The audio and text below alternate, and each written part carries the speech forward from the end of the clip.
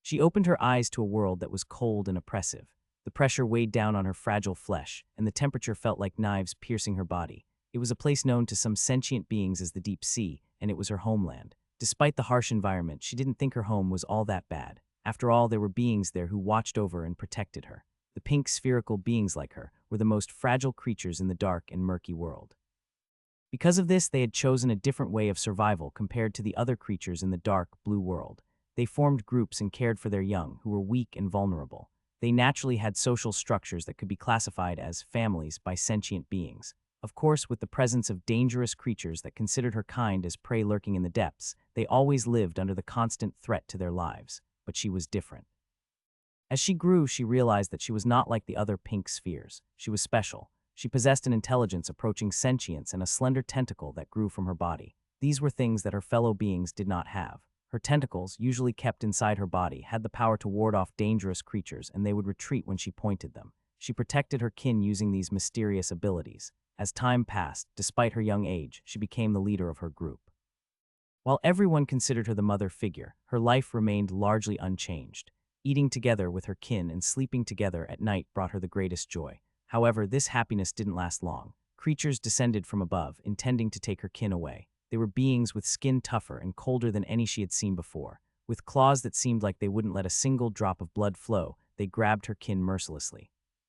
When she heard the agonizing screams of her kin, she earnestly hoped. She wanted to fulfill her duty as the leader, to protect her precious ones. Did her tentacles hear her prayers? A massive purple energy erupted from the tips of her tentacles, gripping the unyielding beings and contorting them. She thought she had succeeded in protecting everyone, but unfortunately, it was not the case.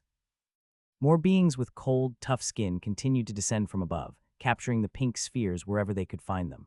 Once again, she hoped for a miracle, but instead of a miracle, an unbearable sense of powerlessness washed over her. She lost consciousness. When she opened her eyes, it was in a repulsive-smelling liquid prison. There she witnessed the pitiful deaths of the offspring she was supposed to protect. In that strange, furry creature's arms, she was called Experiment Subject 26. When she awoke in her prison, there were no fellow creatures left. At the bottom of this hell, she prayed. She begged for anyone to help her, promising to dedicate herself to protecting the ones she failed to save if someone would aid her. She made that solemn vow. I had two enemies I found most annoying in the world of space survival. One was the Amorph race, and the other was a Megacorp user who had gone through genetic modifications.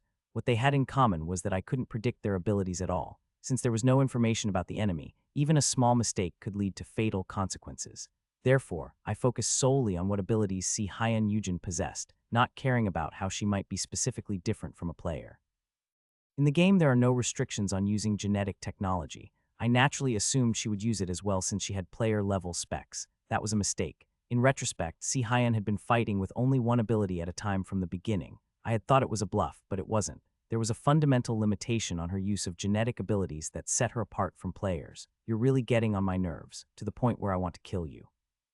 Si Hyun's tone was colder than before. Perhaps she was trying to be threatening, but it sounded slightly different to me. She was doing it on purpose to avoid revealing her inexperience. I need to find out how long the delay is when she changes traits. Even if she changes her traits quickly, there must be a gap between changing them. That's when she becomes a vulnerable civilian. I needed to change my strategy. I'll go all out.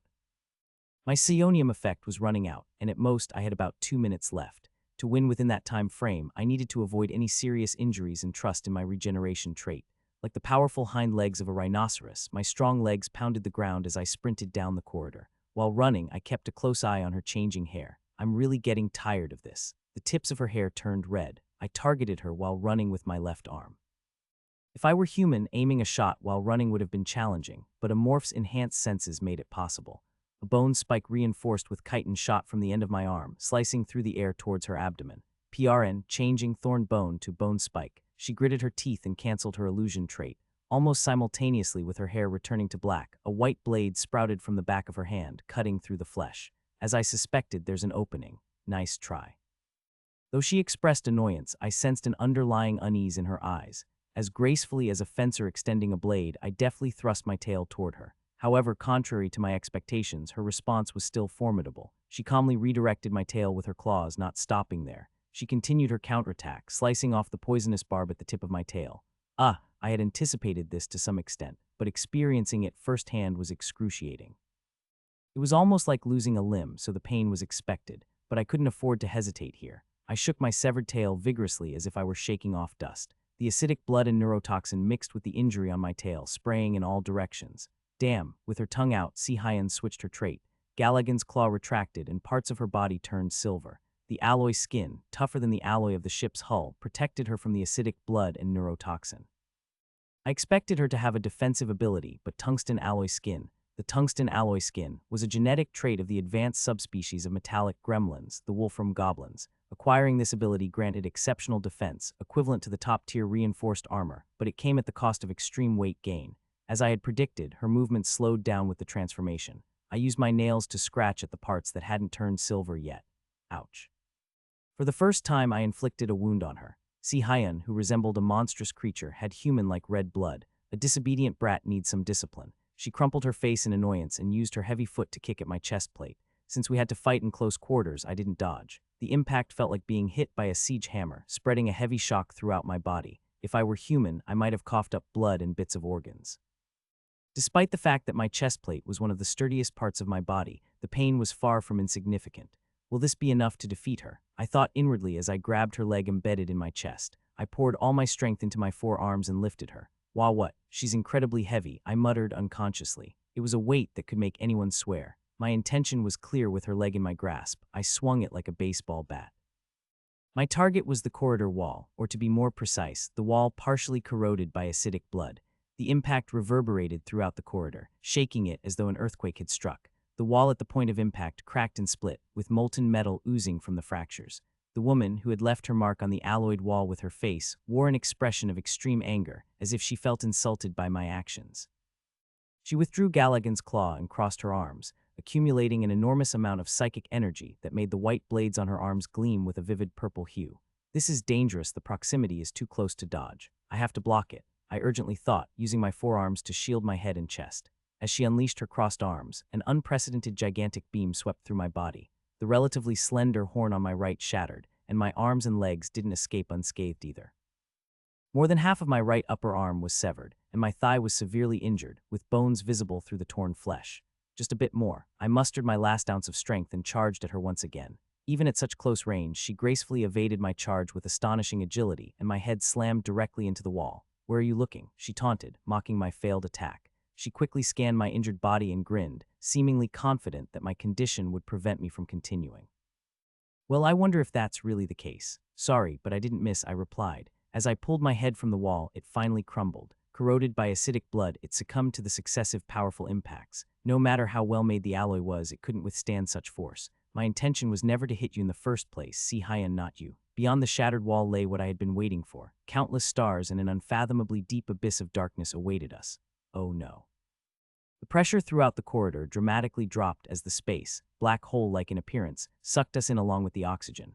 The ship's environmental control systems loudly warned of severe internal damage. Even Si-Hyen, who had been smiling confidently in anticipation of victory, seemed taken aback by this unexpected turn of events. Her face was now marked with bewilderment. She had wedged Galligan's claw into the corridor to hold herself in place, preventing her from being flung out. I had been waiting for this moment. I raised my injured left arm towards her, and the muzzle was pointed at her head. The distance between us wasn't great, or more precisely, it was just close enough for the bone spikes to pierce her forehead and destroy her brain before she could encase her head with the alloyed skin. Her complexion turned pale as she realized my intent. "Why, in a place like this?" she exclaimed. Perhaps she had pushed herself to the limit in the face of imminent death. She began to bleed from her eyes and nose, attempting to utilize two traits. From the tips of her black hair, the trait tungsten alloy skin slowly began to encase her head for protection. I couldn't wait any longer and fired the bone spike. The ice-like bone spike left the tip of my arm. In an age of lasers, plasma, and all sorts of futuristic weaponry, a primitive form of ammunition hurtled through the air, aiming for her head. However, by that time, the alloyed skin had already covered more than half of her head. At that moment, there was barely 5 centimeters left for the bone spike to reach her forehead. Suddenly, she froze in her tracks. The alloyed skin, in the process of encasing her head, came to an abrupt halt. She looked at me with an expression of disbelief, as if she couldn't fathom what was happening. Her gaze was fixed behind me. "Leave the baby alone, number 26. I didn't even need to turn my head to see it. A violet energy beam was emanating from number 26's body, tightly wrapping around its head. Damn it. Number 26's time holding her was very brief, but it was enough time for the bone spike to reach its target. The bone spike pierced through Si-Hyun Yujin. Her body, now deprived of its command center, lost strength and slumped down. On a black canvas, blood-red plum blossoms bloom. Si-Hyun Yujin, with a hole in her head, scatters blood as she attempts to fly into outer space. I can't afford to miss this. After putting in so much effort to eliminate a formidable adversary, it would be truly disheartening if there were no rewards. I reached out my upper arm towards her. The serrated tentacle extended like a departing arrow and wrapped around her waist. There was a bone-breaking sound as her waist bent halfway, but she was already a lifeless body. I didn't care and retrieved her corpse. "Help me, baby." Oh no. It seemed like number 26 couldn't hold on any longer and was about to fly away. I quickly grabbed it with my other arm. On its body, there was a thin tentacle that I hadn't seen before. I knew what that tentacle was, and I also knew what the true race of number 26 was. I'll think about that later. For now, I had to get out of this place. Don't let go. The research ship had blast doors in each section, and I was currently in the nest, the area densely packed with facilities related to the ship's reactor. The blast door that sealed off this section was not far from where I stood. I carried the corpse in one arm and number 26 in the other, making my way to the blast door. Upon manipulating the terminal next to the door, there was a hissing sound as the blast door closed. From the other side of the door, I faintly heard the alarm from the environmental control system. This ship is finished now. A hole the size of a human had appeared in the ship's structure. The environmental control system had its limits in maintaining the ship's environment when there was such a breach. If there were people on board, they would seal off the breach section to stabilize it, but aside from the pirates, there were very few remaining crew members on the ship. Furthermore, they were likely hiding and unaware of the situation. "Baby, what's wrong with your arm?" Upon hearing number 26's words, I looked at my lower arm and noticed that the bone spike launcher was changing.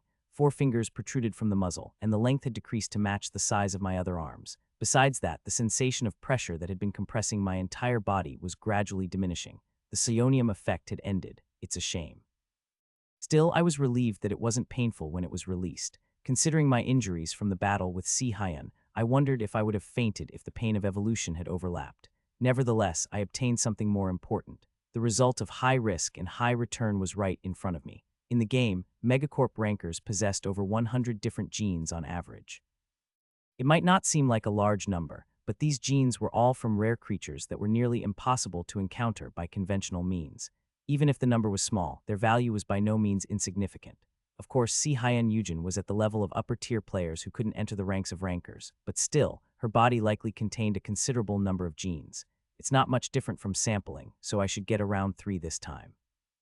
The difference was that no matter which one I extracted, it was highly unlikely to be a dud. Frankly, even getting just one would be great. I hope I can extract Galligan's claw. Then I'll enjoy this. I needed to eat quickly and then go clean up the cyborgs in the command center, just as I was about to think that way and bring it to my mouth.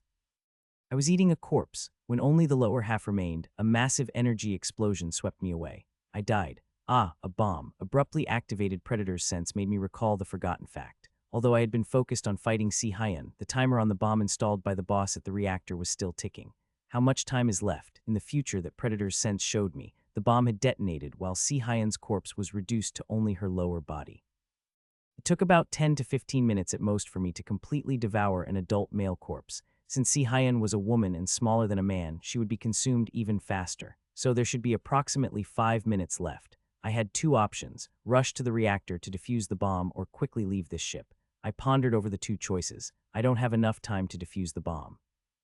While playing a morph, I had disarmed bombs several times, but if it was a bomb with an unfamiliar design, it would take time to disarm. I had finally caught Si-Hyun, and I had no intention of risking my life for another adventure. I didn't have any more time to waste. Even now, the clock embedded in the bomb was ticking relentlessly towards destruction. I made my decision. Let's abandon the ship. As much as I regretted leaving behind the cyborgs in the command center and the genes of the boss that I hadn't eaten, I wasn't willing to risk my life. After all, Si-Hyun Yujin's genes, right here, were overwhelmingly superior, and there would be plenty of opportunities to eat the cyborgs later. The escape pod was docked on the runway. The runway was located directly opposite the reactor, and it would take about 5 minutes to reach it through the complex corridors. It was late to activate the escape pod from the runway, but I knew a way to get there quickly. I'll have to use this. I cradled number 26 in my arms and rushed to the ship's cooling room. Once inside, I grabbed the plasma launcher that was standing in the corner. Flash. ZZZ. Yes, it did flash. Number 26 adjusted the color of its body to match the energy projectile's color from the plasma launcher, turning it green.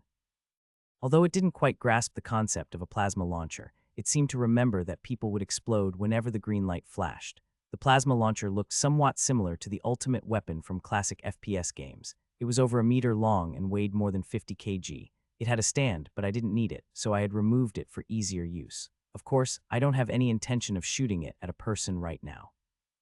I walked out into the corridor with the launcher, aiming it at the closest section of the outer wall, charging 10, 20, 50, 80, 100. As I manipulated the terminal on the launcher, it began to charge energy. Number 26, who had been watching, climbed onto my shoulder. In just a few seconds, the launcher finished charging. I pulled the trigger. The immense recoil transmitted through my arm as a green beam shot out from the launcher's barrel. An energy beam capable of destroying everything pierced through the corridor walls and even the outer hull of the ship. Like a vacuum cleaner sucking in air, the massive hole that appeared on the ship sucked us out along with the air. I let my body go with the flow, and we escaped the spaceship along with the air. Before the ship's distance grew too far, I shot a tentacle to anchor us to the ship's exterior. I knew exactly where the cargo container was located, even from outside the ship. Pulling myself toward the ship, I landed on the target. "Whoa, this is fun," Number 26, who had witnessed the endless night, exclaimed in excitement. There we were, on a ship that resembled a white paper floating in a black sea, where there was no oxygen or gravity.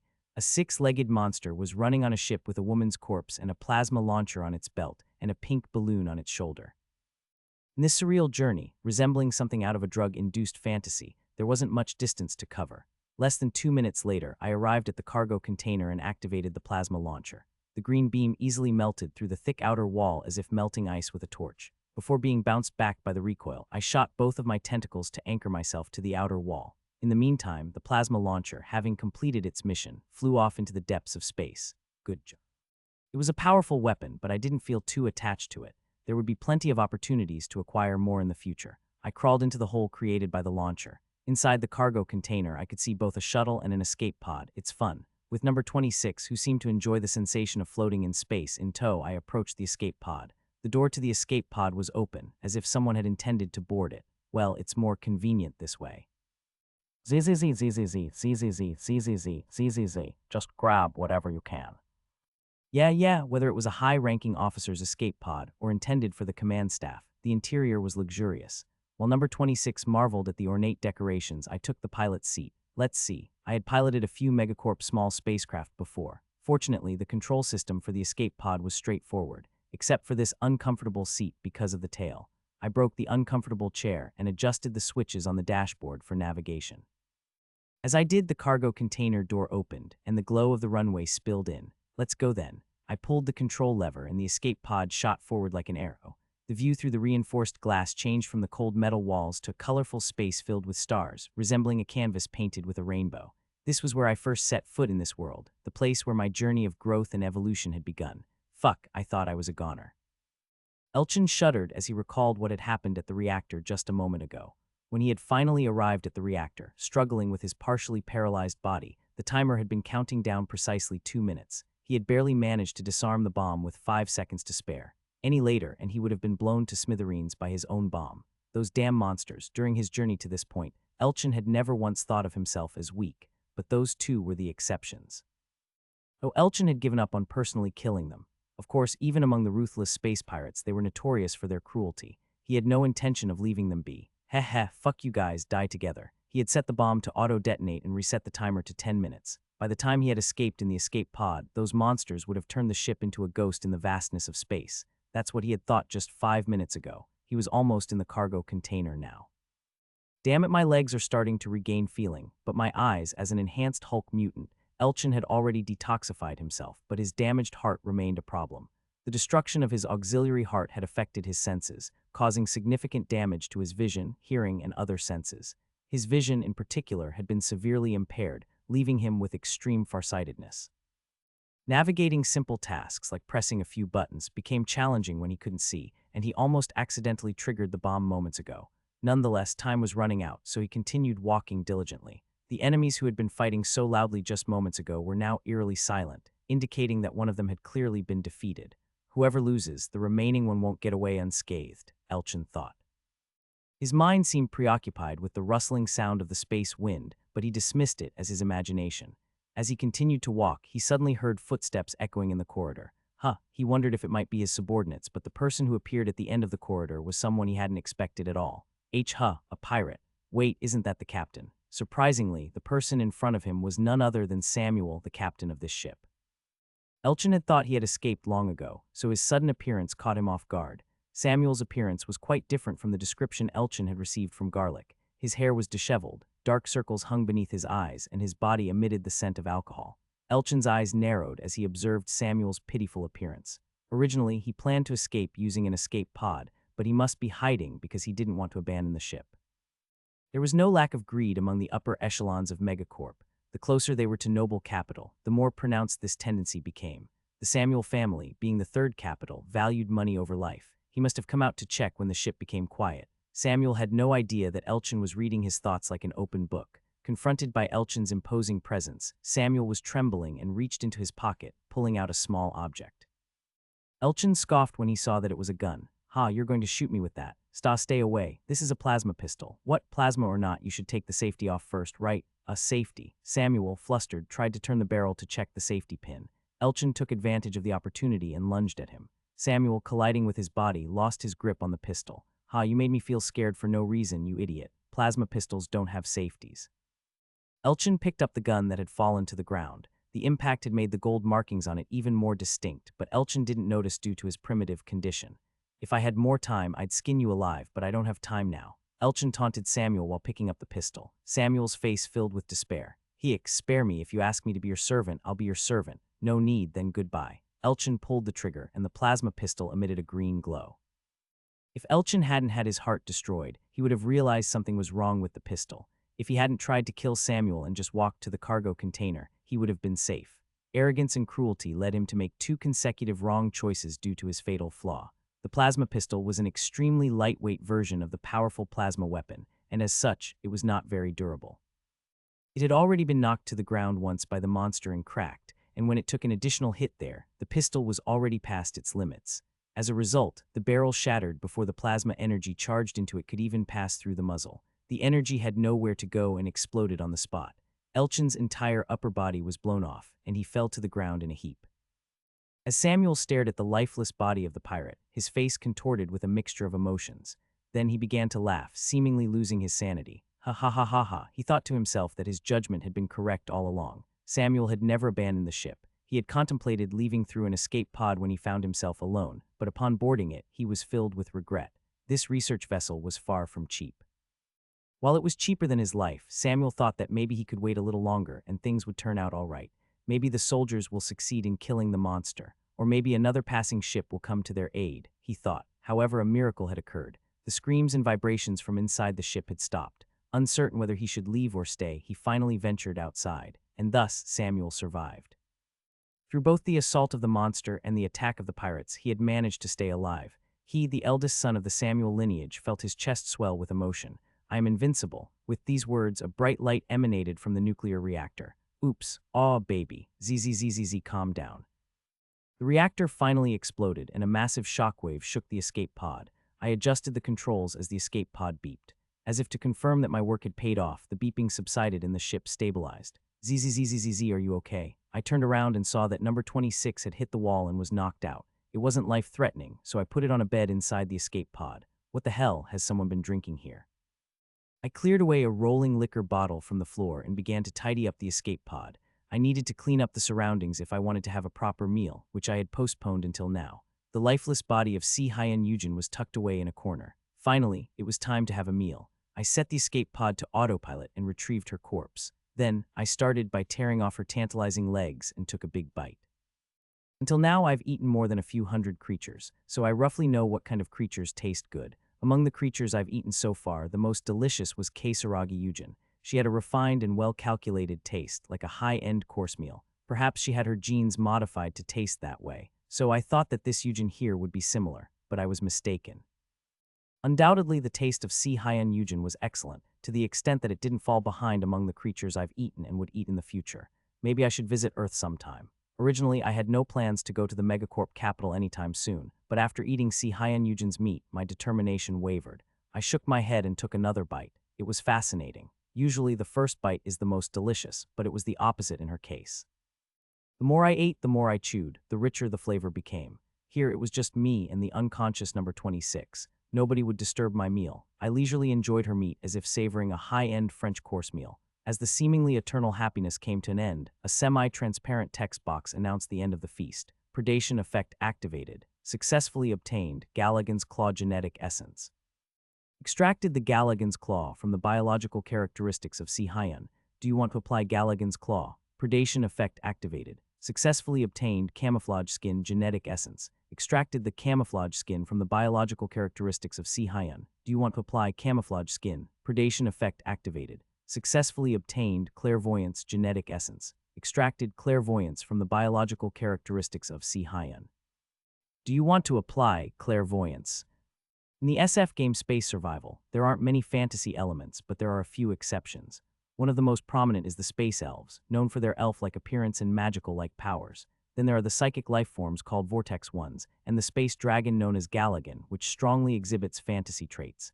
The creatures capable of using psychic powers exist beyond these three races, but what sets them apart is how they use psychic powers like magic.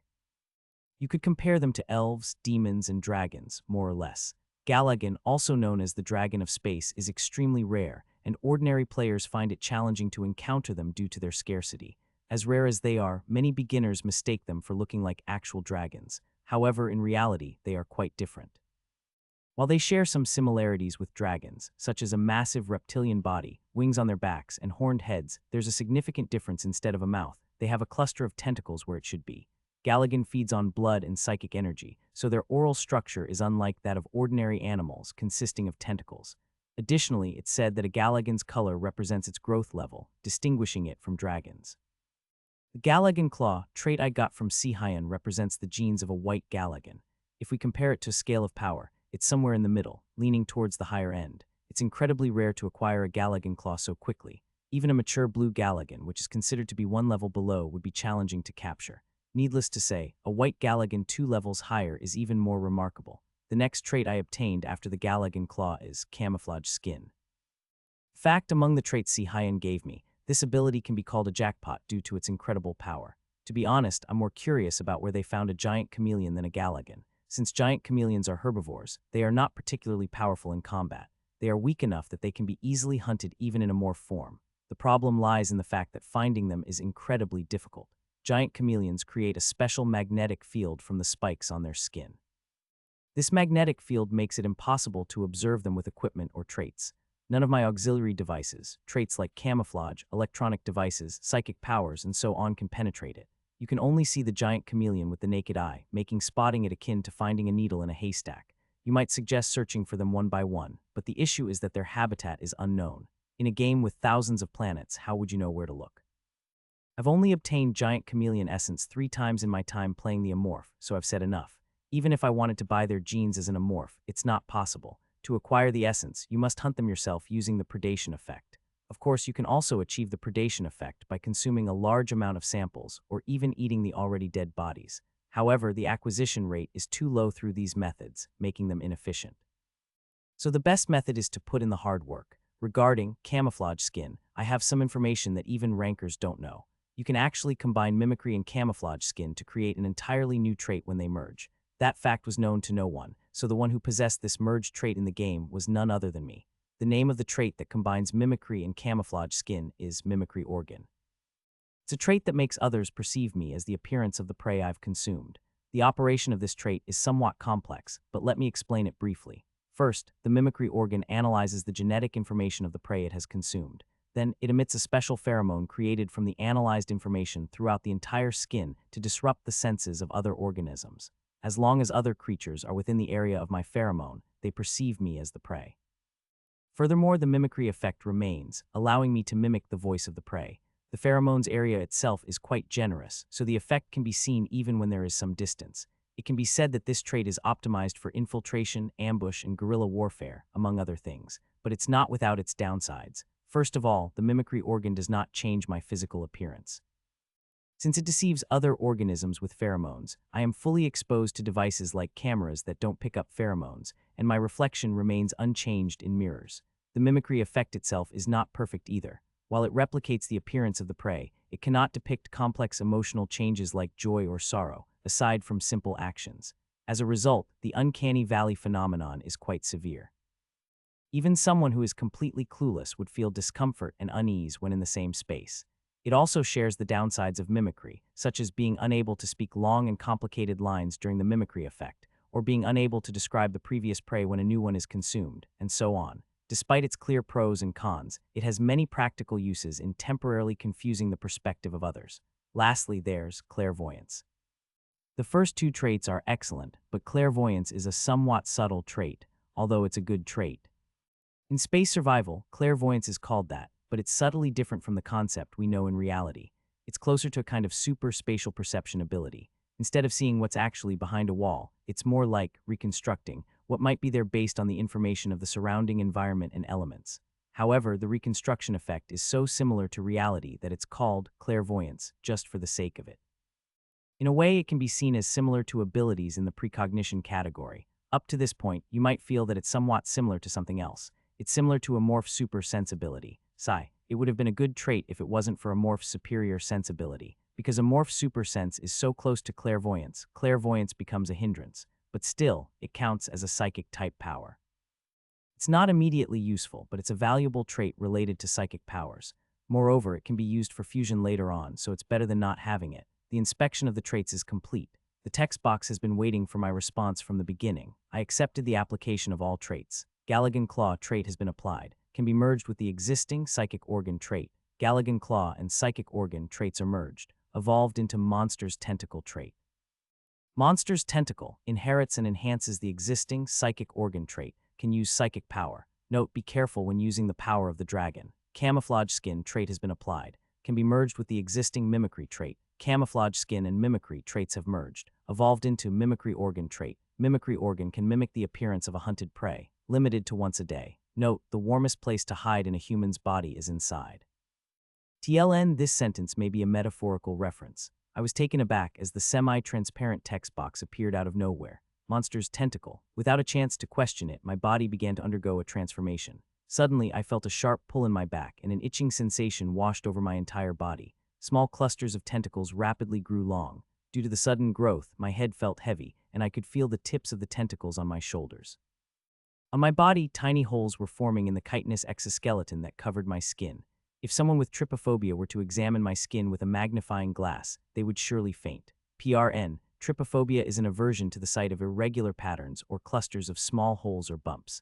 Above the punctured holes, something membrane-like was emerging, and it seemed like my exoskeleton had transformed into geometric patterns.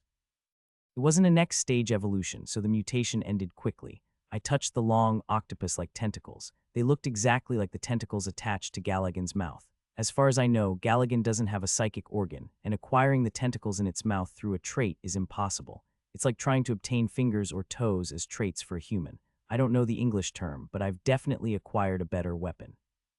The ability to shoot a swordstorm composed of psychic energy is good, but the monster's tentacles have a wide range of uses beyond just offense. It's an unexpected outcome, but not a bad one. I guess the mimicry organ is as expected. Now I have 4 psychic-related traits: predator sense, human nature, monster's tentacles, and clairvoyance, making it 4 in total. If I evolve into a transcendent being from here, I'll receive psychic resistance as a special reward, bringing it to 5. In other words, if I can acquire just one more, I'll secure a psychic-related type. That made me think of something. I looked at number 26, who had fainted and fallen asleep. Could it be that number 26 is a sea demon? Many marine life enthusiasts have tracked the ecology of sea demons, but no one has ever discovered how sea demons are born. So everyone accepted it as a game allowance, and I did too, at least until today.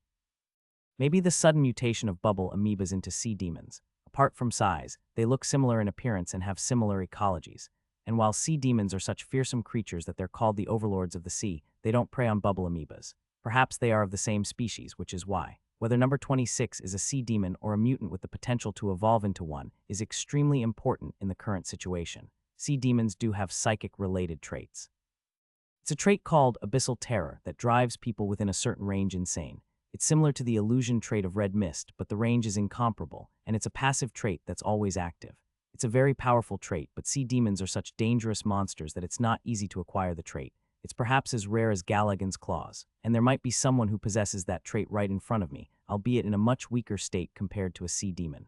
No. I hesitated for a moment but shook my head firmly. It's not certain whether number 26 will indeed evolve into a sea demon with that potential. Even if it does, there's no guarantee that the predation effect will trigger. That's about it. Hunting and evolving alone is an enjoyable task, but traveling with other beings is also a new experience. Hunters always seek knowledge. Accepting everything with an open mind broadens your horizons and makes you stronger. I stroked number 26. The creature was a useful presence for me. I intend to help it as much as possible until my life is at risk. Having cleared my thoughts about number 26, I went to the control seat and switched the navigation from manual to automatic. Please set the destination. Destination, huh? I pressed a button on the dashboard with my small hand, and several holographic options appeared. The default location was a planet under the jurisdiction of Megacorp, which was the original target of the research vessel, but there's no need to go there. Megacorp's planets were heavily fortified with large-scale troops. Depending on the planet, the details might differ slightly, but it was impossible for me to confront them in my current state. Where's the nearest place from here? I searched my memories for places we could go. In the process, I spotted a familiar location. TC Special Trade Center. It was a huge space colony floating in space, and I was quite familiar with it. In the game, it was a well-known gathering place for players trading various gene essences. It was also a place where all sorts of genetic samples were gathered, so I visited it regularly. The cowardly players called me a bastard, but amorphs were originally that kind of race, so what could I do? If they felt so unjustly treated, they could become amorphs themselves. Of course, it didn't mean that they wouldn't eat amorphs just because they were amorphs. Anyway, if it's a colony where various races gather, it will be good nourishment for my growth. I'll reset the course to TC Special Trade Center. Estimated time until arrival is 3 hours. 3 hours. I decided to take a short break until we reached our destination. I replenished my energy through a meal, but I had expended a lot of mental energy during consecutive battles. I lay down next to number 26, caressing the creature nestled in my arms, and slowly drifted off to sleep. Star Union's capital, Cax-1, rain contaminated by black smog with not a trace of light to be found, poured down. Following the falling raindrops, one could see factories emitting continuous smoke. No matter where you looked on the planet, there were factories, smog, and pictures attached to every building. The pictures depicted a man with mechanical eyes and clenched fists, wearing a dignified expression. His name was Chewbacca, the Lord of Star Union and the parent of all cyborgs. Cyborgs walking down the street would salute every time they saw a picture, but no one found it strange. Here in the Star Union, it was perfectly normal. Amidst the strange scenery, there was one building with no pictures. It looked like an abandoned building, but beneath it there was a facility unknown to the cyborgs. Contrasting the dark atmosphere above ground, a perfectly clean medical chamber was hidden below, housing medical capsules. A capsule shaped like an immaculate coffin opened slowly with mechanical sounds as soon as it unlocked. As the capsule opened, a pale arm emerged from inside. Cough, cough. The owner of the arm was a woman. With black hair and a slender figure, she was a beautiful lady. She coughed as she sat up. Her name was Si-Hyun Yujin, or to be more precise, she was her clone. Si-Hyun Yujin, as the shadow of the Yujin family, was an incredibly strong presence to the point where her enemies couldn't find her. However, she hadn't been that way from the beginning. Back when genetic modification was not yet complete, she had taken out insurance for the future. If she were to die, her cloned self would take her place. In Megacorp, the technology for human cloning was somewhat of a taboo, but she had hidden her own clone as an insurance policy against her enemies. I never thought I'd become a clone. Si-Hyun looked at her body. Her skin was as white as a newborn's, with smooth and flawless curves. It was a beautiful physique, but she felt unfamiliar with it. It was inevitable because some of the genes she originally possessed hadn't been updated in the clone. All the genetic abilities she had, like Galagan's claws or Red Mist's illusion power, and countless others, were all lost. It was unknown how long it would take to recover the genes she had lost because of those damned creatures. It had caused a significant setback to her grand plan. That damn bastard. Next time I meet him, I'll rip out his brain. Si-Hyun Yujin's eyes were filled with deep hatred. As the light faded and the starlight awakened, the port zone of TC Special Trade Center was still bustling. Workers in coveralls, businessmen in suits, tourists from various alien races, and all sorts of sentient beings were diligently going about their business under the vibrant neon signs. Even the carpenters working at the port were doing overtime just like everyone else.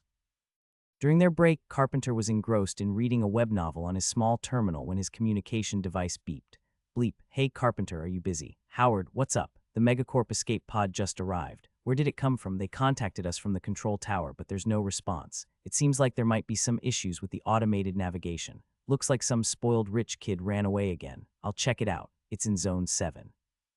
Following his colleagues' directions, Carpenter arrived at a lavishly decorated escape pod.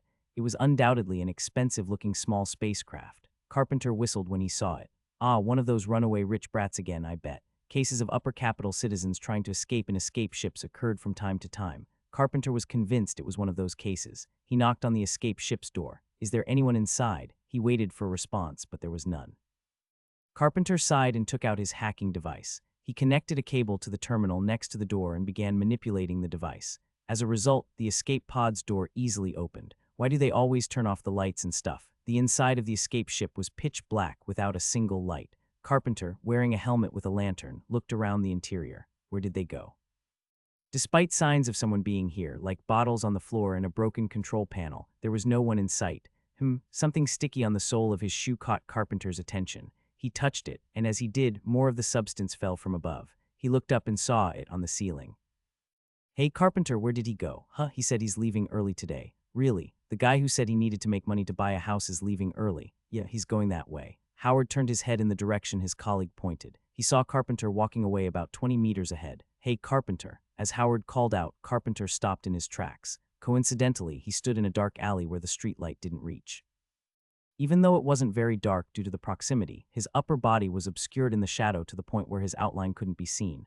Why is he standing in a place like that? Howard felt an odd sensation when he looked at Carpenter. Despite seeing his gait and clothes, it felt as if he were seeing a different presence. Hey, aren't you working overtime today? Just leaving like that? Yeah, I'm busy. What did the site manager say? Yeah, he said I could go because I'm busy.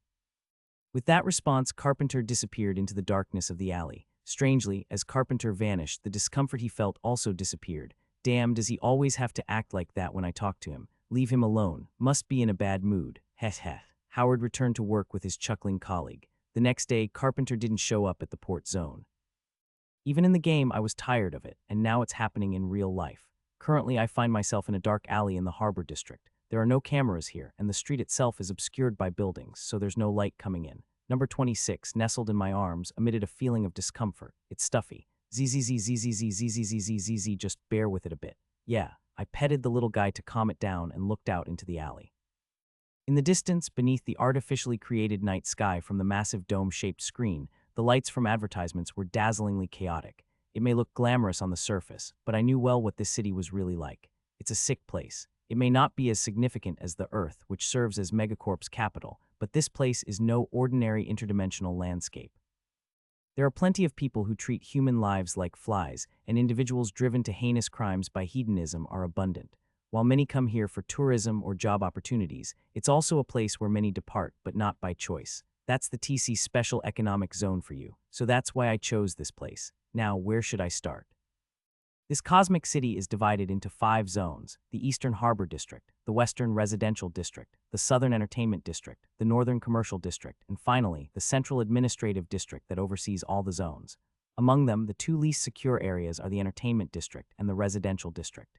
In the Entertainment District, there are places where Megacorp citizens indulge their secret desires with employed slaves.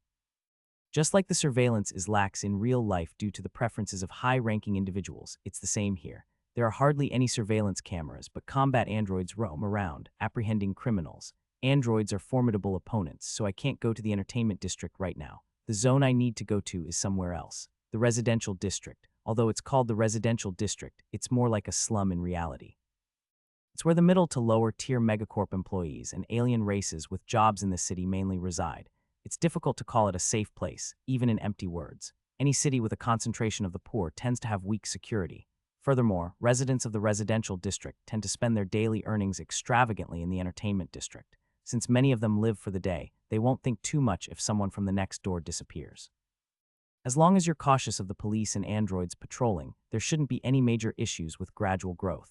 Alright, I've decided where to go. Now, how to get there? There are limitations to moving only through narrow streets. Unlike research stations, the Space City is well equipped with security facilities, and there are many androids patrolling.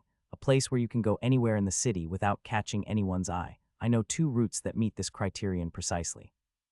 The sewer and the underground subway. Both of them are essential facilities responsible for water and transportation, created when the Space City was built. As facilities that handle the vital elements of life, water, and transportation, they essentially serve as the city's bloodstream. If it were a game, I'd go through the sewer, but it might be tough in reality. Since you can't extract water in space, this place relies on 2 methods to supply water to the residents: recycling sewage and periodic water shipments from the outside. In the game, this is just background information, but here, it's real. The sewage system is likely to be under much higher levels of management than what I know. Unfortunately, let's go through the underground subway. I moved along with number 26. Sometimes we walked through dim alleyways, and other times we crossed rooftops. In the central administrative district, there are many tall buildings, so someone might catch sight of me, but in this harbor district, there are no high rises. People on the streets had no clue about what was passing above their heads. Let's see, the passage should be around here. Of course, I had no intention of walking into the entrance of the subway station. Androids and surveillance cameras guard it, and entering there would surely cause a commotion. I've infiltrated this place over 100 times. While I haven't always used the same route, there's a secret passage I frequented the most. Originally, it was a kind of side alley used by the workers who were constructing the railway, but it has been forgotten in people's memories since the railway was completed. At least this place is mine, I muttered to myself as I lifted the rusty manhole cover in front of me. This place, located at the border of the harbor district, is my own little passage. Among Megacorp's noble capital families, the TC clan had a particularly strong business-oriented character. This was not surprising considering that the TC clan had its origins in an insurance company located in a city once known as New York. Perhaps that was why. The motto of the royal family of Earth, the TC clan, was as follows: to stand in one place, one must keep running. The Red Queen effect, frequently mentioned in business management, was their survival philosophy. Just as the Eugen family had become kings of Earth through genetic research, the TC clan also had a field they focused on for the prosperity of their family: space colonization. Instead of dividing and eating the pie inside, they aimed to increase the size of the pie itself. In pursuit of this goal, they invested significant credits in artificial habitat construction and terraforming technology development. Initially, they started with space stations within the solar system, then expanded their reach through Mars terraforming and orbital habitat construction. One of the fruits of their efforts is the space colony TC Special Economic Zone, located in outer space. Planned as a trade hub connecting the solar system and outer space, the TC Special Economic Zone boasts an astonishing size, with a diameter of up to 60 kilometers. While it is now the oldest space colony, it still holds significant influence due to its symbolism as the first space city. The office of the contraband animal surveillance team located in the harbor district was noisy today, filled with the sounds of smuggled animals. I'm leaving first. Hey Roz, you crazy bastard. We're all about to lose it because of those mountain crawler bastards, and you're leaving. I don't do overtime. Everyone do your job. What a selfish jerk. Roz replied by waving his hand to the team leader who was swearing behind him. Above his head, a black night sky created by AI adorned the building. Processed starlight, artificial lights emitted by various billboards, and people wandering the streets like fireflies following that light. Roz willingly blended into the welcoming ambience of those lights. Who should I play with today? Having arrived in the entertainment district via the subway, Roz pressed the digital ordering panel in front of the special entertainment establishment. A hologram appeared in the air, displaying the faces and personal histories of the staff the shop offered, along with their service details. This was a place where Megacorp officially employed individuals to provide special services. It was a place where customers had to obey any request. For someone it was hell, but for someone else it was paradise. That was the special entertainment establishment. I'll take her. Roz picked a woman who looked like a coworker. He didn't feel particularly guilty. He was well aware that the coworker was a regular here anyway. With a whistle, Roz entered the shop. 2 hours later, Roz stood in the bathroom of the establishment, washing his blood-stained hands. He occasionally enjoyed this ritual, even though he had replaced his arms with mechanical ones. Blood and oil emanating from a living being's body. Of course, when blood dries, it smells and oil can get greasy, so he needed to clean up properly. Was that a bit too much? Roz glanced briefly towards the bedroom. The white sheets on the bed were now stained red. He thought about tidying up a bit and leaving, but then he shook his head. The scattered remains would be cleaned up by the shop. That's what the money was for, after all. With a refreshed face, Roz left the shop and suddenly felt like having a drink. Let's have a drink before bed. Thinking it was not a bad choice, he bought a few bottles of synthetic liquor and headed for the residential district. As soon as he exited the subway station, he was met with silence. Unlike the entertainment district, which was noisy due to neon signs, the residential district was quiet. If he were an upper capital, he would live in the buildings in the administrative district and the upscale residences, but Roz was a low capital. It was better than sleeping in a sleep capsule, but there wasn't much difference between the residential district and the non-capital residences. It wasn't exactly comfortable. The dim and dirty apartment, along with poor security, led Roz and his team to dub the place as a chicken coop. Damn it, who broke another streetlight? Normally, the streetlights should illuminate the streets, but they were all smashed in various places. They would probably be repaired in a few days, but the fact that Roz had to walk through these dark streets until then annoyed him. Grumbling, Roz took a flashlight from his bag. Light emanated from the end of the flashlight, illuminating his path. Crunch, crunch. The sound of stepping on broken glass shattered the stillness of the residential district. It was a route he walked regularly, but today he had an odd feeling. What's this smell? An unpleasant odor wafted up from the road. Roz thought a sewer might have burst, and just then he noticed a manhole cover. The manhole cover, usually closed, was slightly ajar. These idiots should have closed it if they were doing construction. Roz muttered while pinching his nose and walked past it. Though he was already quite far from the manhole, the smell didn't dissipate. It seemed like the entire street was filled with an ominous odor. Something was wrong. He couldn't quite put his finger on it, but Roz had a sense that something bad was happening. The smell and the eerie darkness made his steps involuntarily quicken. He was practically running to his home when he spotted something in the middle of the road. Fuck! Startled, Roz shouted a profanity-laced cry. The sound of his cry seemed to reach the person who had been in the darkness. It was a young man. Damn, I thought you were a ghost. For a moment, Roz had thought he was a monster, but it turned out to be a person.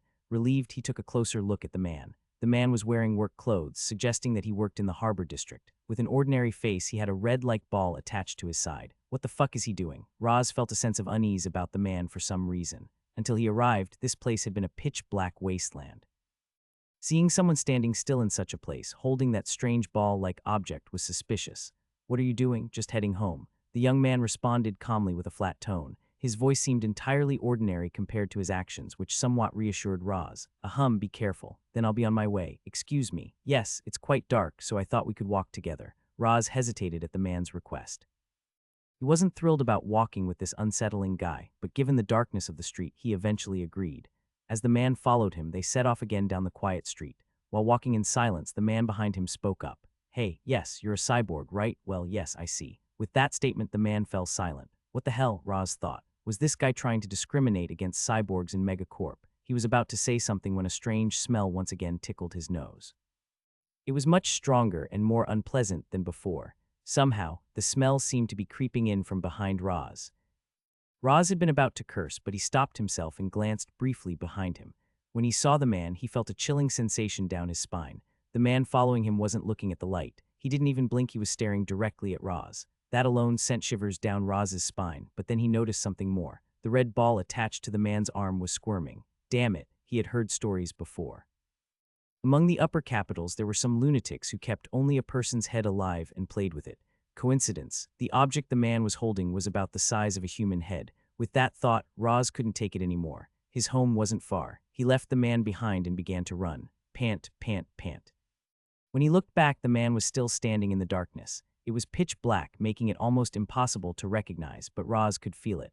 The man gazed at him with an expressionless face. Fortunately, nothing happened until Roz reached his home. Whether it was due to running or fear, Roz's clothes were soaked with sweat. The urge to drink was long gone, but he was thirsty. Roz uncapped the synthetic liquor, which was dripping with cold water. He took a long gulp, the heat and tingle spreading from his throat to his entire body. I'll have to report you tomorrow. Perhaps due to the influence of alcohol, or maybe because the tension was slowly dissipating, Roz let out a relieved sigh as he realized he had finally arrived home. Shitty neighborhood. I'll have to go somewhere else when I save up. Muttering about an unattainable dream, he turned on the old virtual TV. The narrow room suddenly became noisy, and a feeling of unease intensified.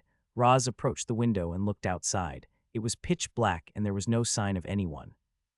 It's gone. The cyborg had dashed away for some reason. Roz had a vague idea of why, a subtle sense of discomfort. He didn't outright know I was a monster, but he seemed to sense that something was different. If he had sensitive senses, he might have faintly perceived the subtle chemical signals in my pheromones. Still, the purpose of my mimicry organs was simply to make it easier to ambush. I had no intention of interacting with humans. This level of adaptation was sufficient. He's scared of me. ZZZZZZZZZ, why is that? I don't know. The cyborg seemed to have reservations about me as well, but what had the greatest impact on his heart rate was number 26. When he glanced at that one, his heart rate reached its highest point. Why would he be so scared of number 26? It's the first time I've seen someone fear bubble amoebas, the mascots of healing. Of course, number 26 is a mutant, but it looks exactly like other bubble amoebas, so there shouldn't be any reason to fear it.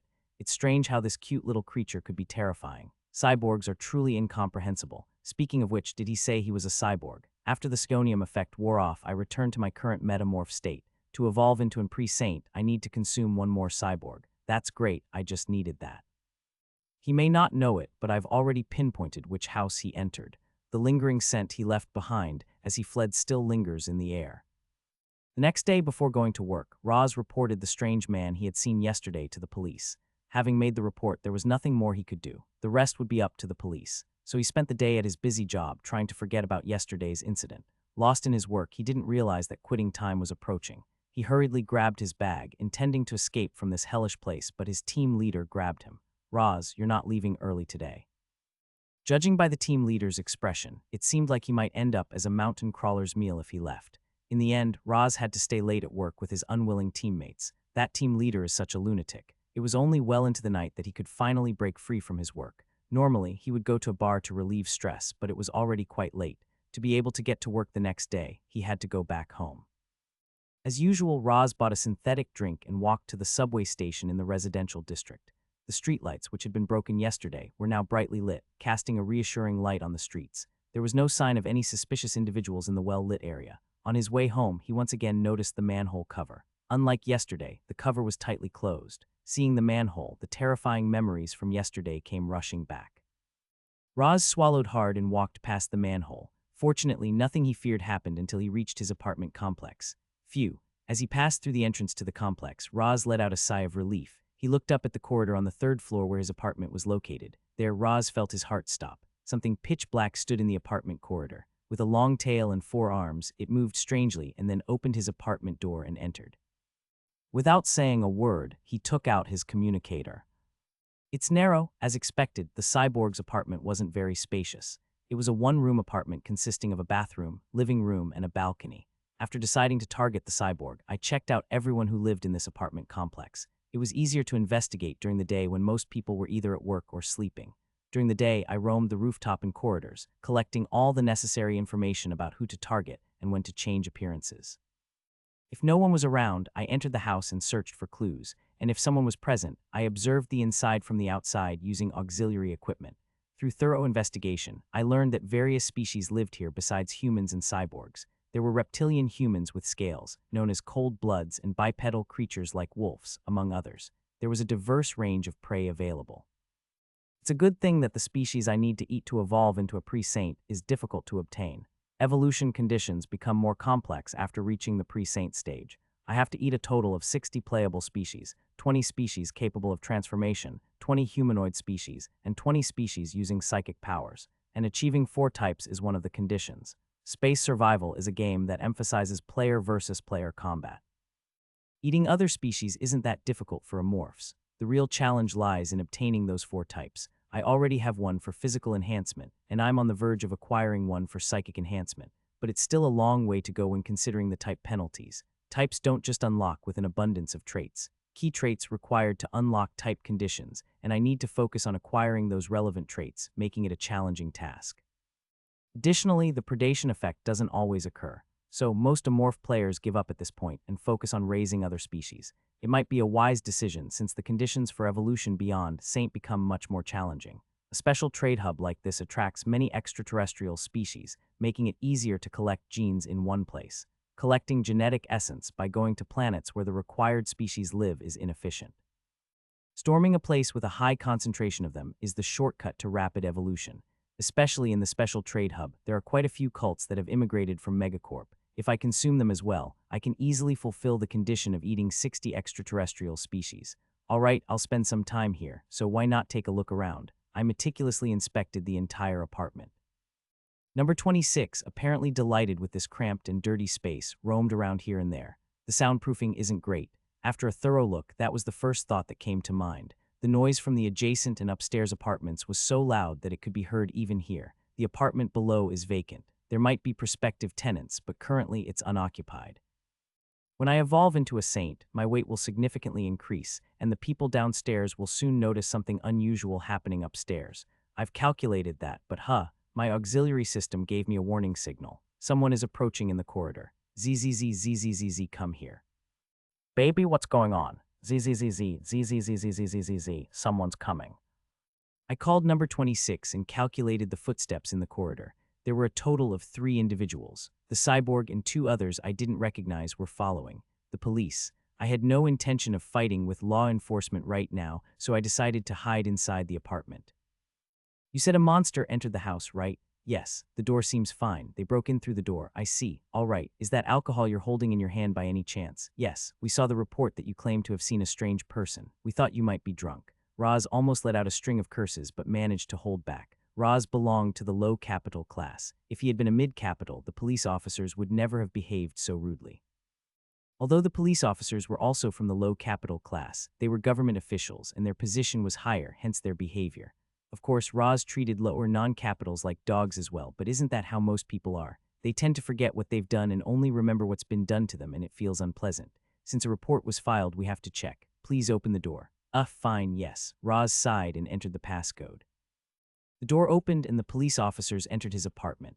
The police officers clicked their tongues when they saw Roz's apartment, which was hard to describe as even remotely clean. Oh my, what a pigsty. Oh, come on, clean up your room. Ignoring Roz's annoyed glares, they shook their heads. One of the officers inspected the bathroom, while the other checked the balcony. Nothing in particular. No way, look, there's no one in the bathroom either. The police officer opened the bathroom door as if to show, but it was empty. The dirty bathtub and the toilet, whose cleanliness was questionable, were the only ones to greet the owner. But there's no way, no matter how he looked at it, there was no sign of a monster. Even when he opened the curtains covering the balcony, all he could see was darkness shrouding the entire area. Should we check the refrigerator? The officer asked, almost mocking Roz. Roz nodded his head in response. The officer opened the fridge with a chuckle. Inside, apart from a sandwich that looked half-eaten, it was packed with synthetic alcohol bottles. Well, maybe you should consume alcohol in moderation. There's no way, I saw it clearly with my own eyes. Tusk, if you're a cyborg, you should replace your eyes first. Despite the police officer's offensive comments, Roz couldn't care less.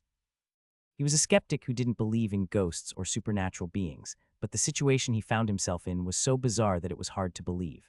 I kept my eyes on it until the police arrived. He wondered if the monster had gone out through the window, but there were no signs of it being opened or closed. Moreover, if a monster were crawling around the area outside the window, it would be hard for residents in neighboring houses not to notice. The other house reported it at. Hey, you're the only one who reported it, get a grip. That can't be. As Roz shouted, there was a loud banging on the wall from the neighboring apartment. Thud, thud, the noise from next door made the police officers furrow their brows. Their expressions clearly indicated that they didn't want to stay in such a place any longer. Well, we've confirmed that there's nothing inside the house. Nothing more we can do. That's just ridiculous. We were on patrol when we received your report. If you encounter any more issues, please report them again.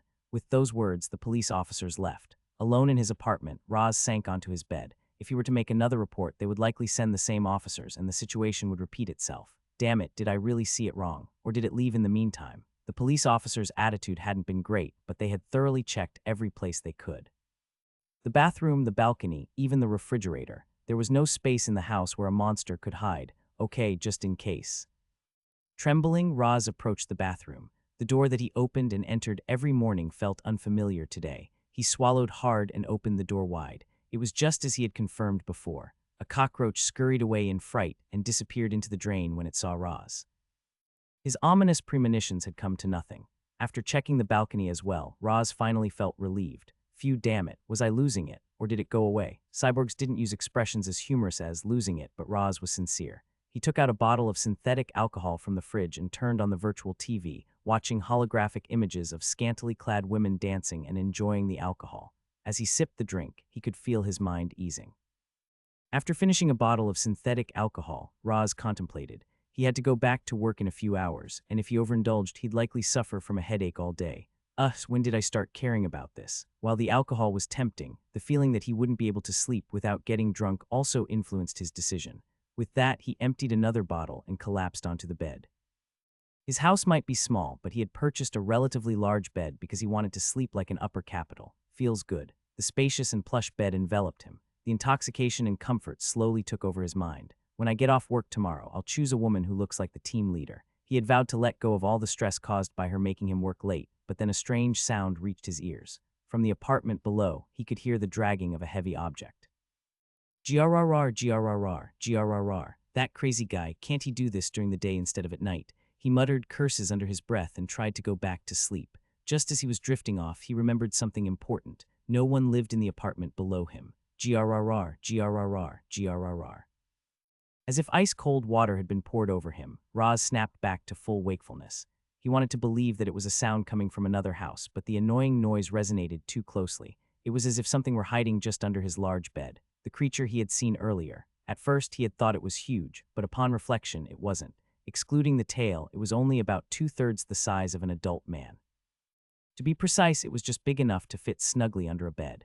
Grrr, grrr, grrr. As he realized this, Roz's body began to tremble uncontrollably, as if possessed by a cold shiver. He desperately prayed that it was just another delusion. When he opened his eyes again, he found himself in his familiar room, and he turned his gaze toward the floor beneath him. There, with only its head exposed, it was grinning, revealing its teeth. Gary couldn't sleep because of the neighbor next door who kept shouting. "Crazy bastard, this time I won't just let it slide," Gary muttered to himself as he stormed out of his house. He banged on the neighboring door forcefully. "Hey, you bastard, come out right now, huh? What's this smell?" Gary furrowed his brow as he pounded on the door, puzzled by an indescribable scent that mixed something akin to a metallic smell from a hardware store with an inexplicable pheromone-like aroma. Why is there a metallic smell in the middle of the night? Gary wondered aloud when suddenly the door swung open. "It's night, why are you making so much noise? Did you buy this place or something?" Gary asked. "I apologize." Roz, the man from next door, offered an apology in response to Gary's anger. Gary had intended to unleash a string of curses, but he couldn't bring himself to do it. As he looked at Roz, something about him seemed off. Having crossed paths with him a few times before, Gary had a rough idea of what kind of person he was, but the Roz before him now was clearly not behaving normally. What's with this creepiness?" Gary thought. Roz stared at him with an unblinking, expressionless face, leaving Gary speechless. "Hey, it's night. It would be good if you could be a bit more careful," Gary finally managed to say. "I apologize, understood. Just be more cautious from now on." Roz continued to repeat apologies like a broken machine, leaving Gary wanting to leave this place immediately. He gave a vague cautionary word and entered his own house. As a result, he didn't hear the words Roz had left behind. "The next target has been chosen."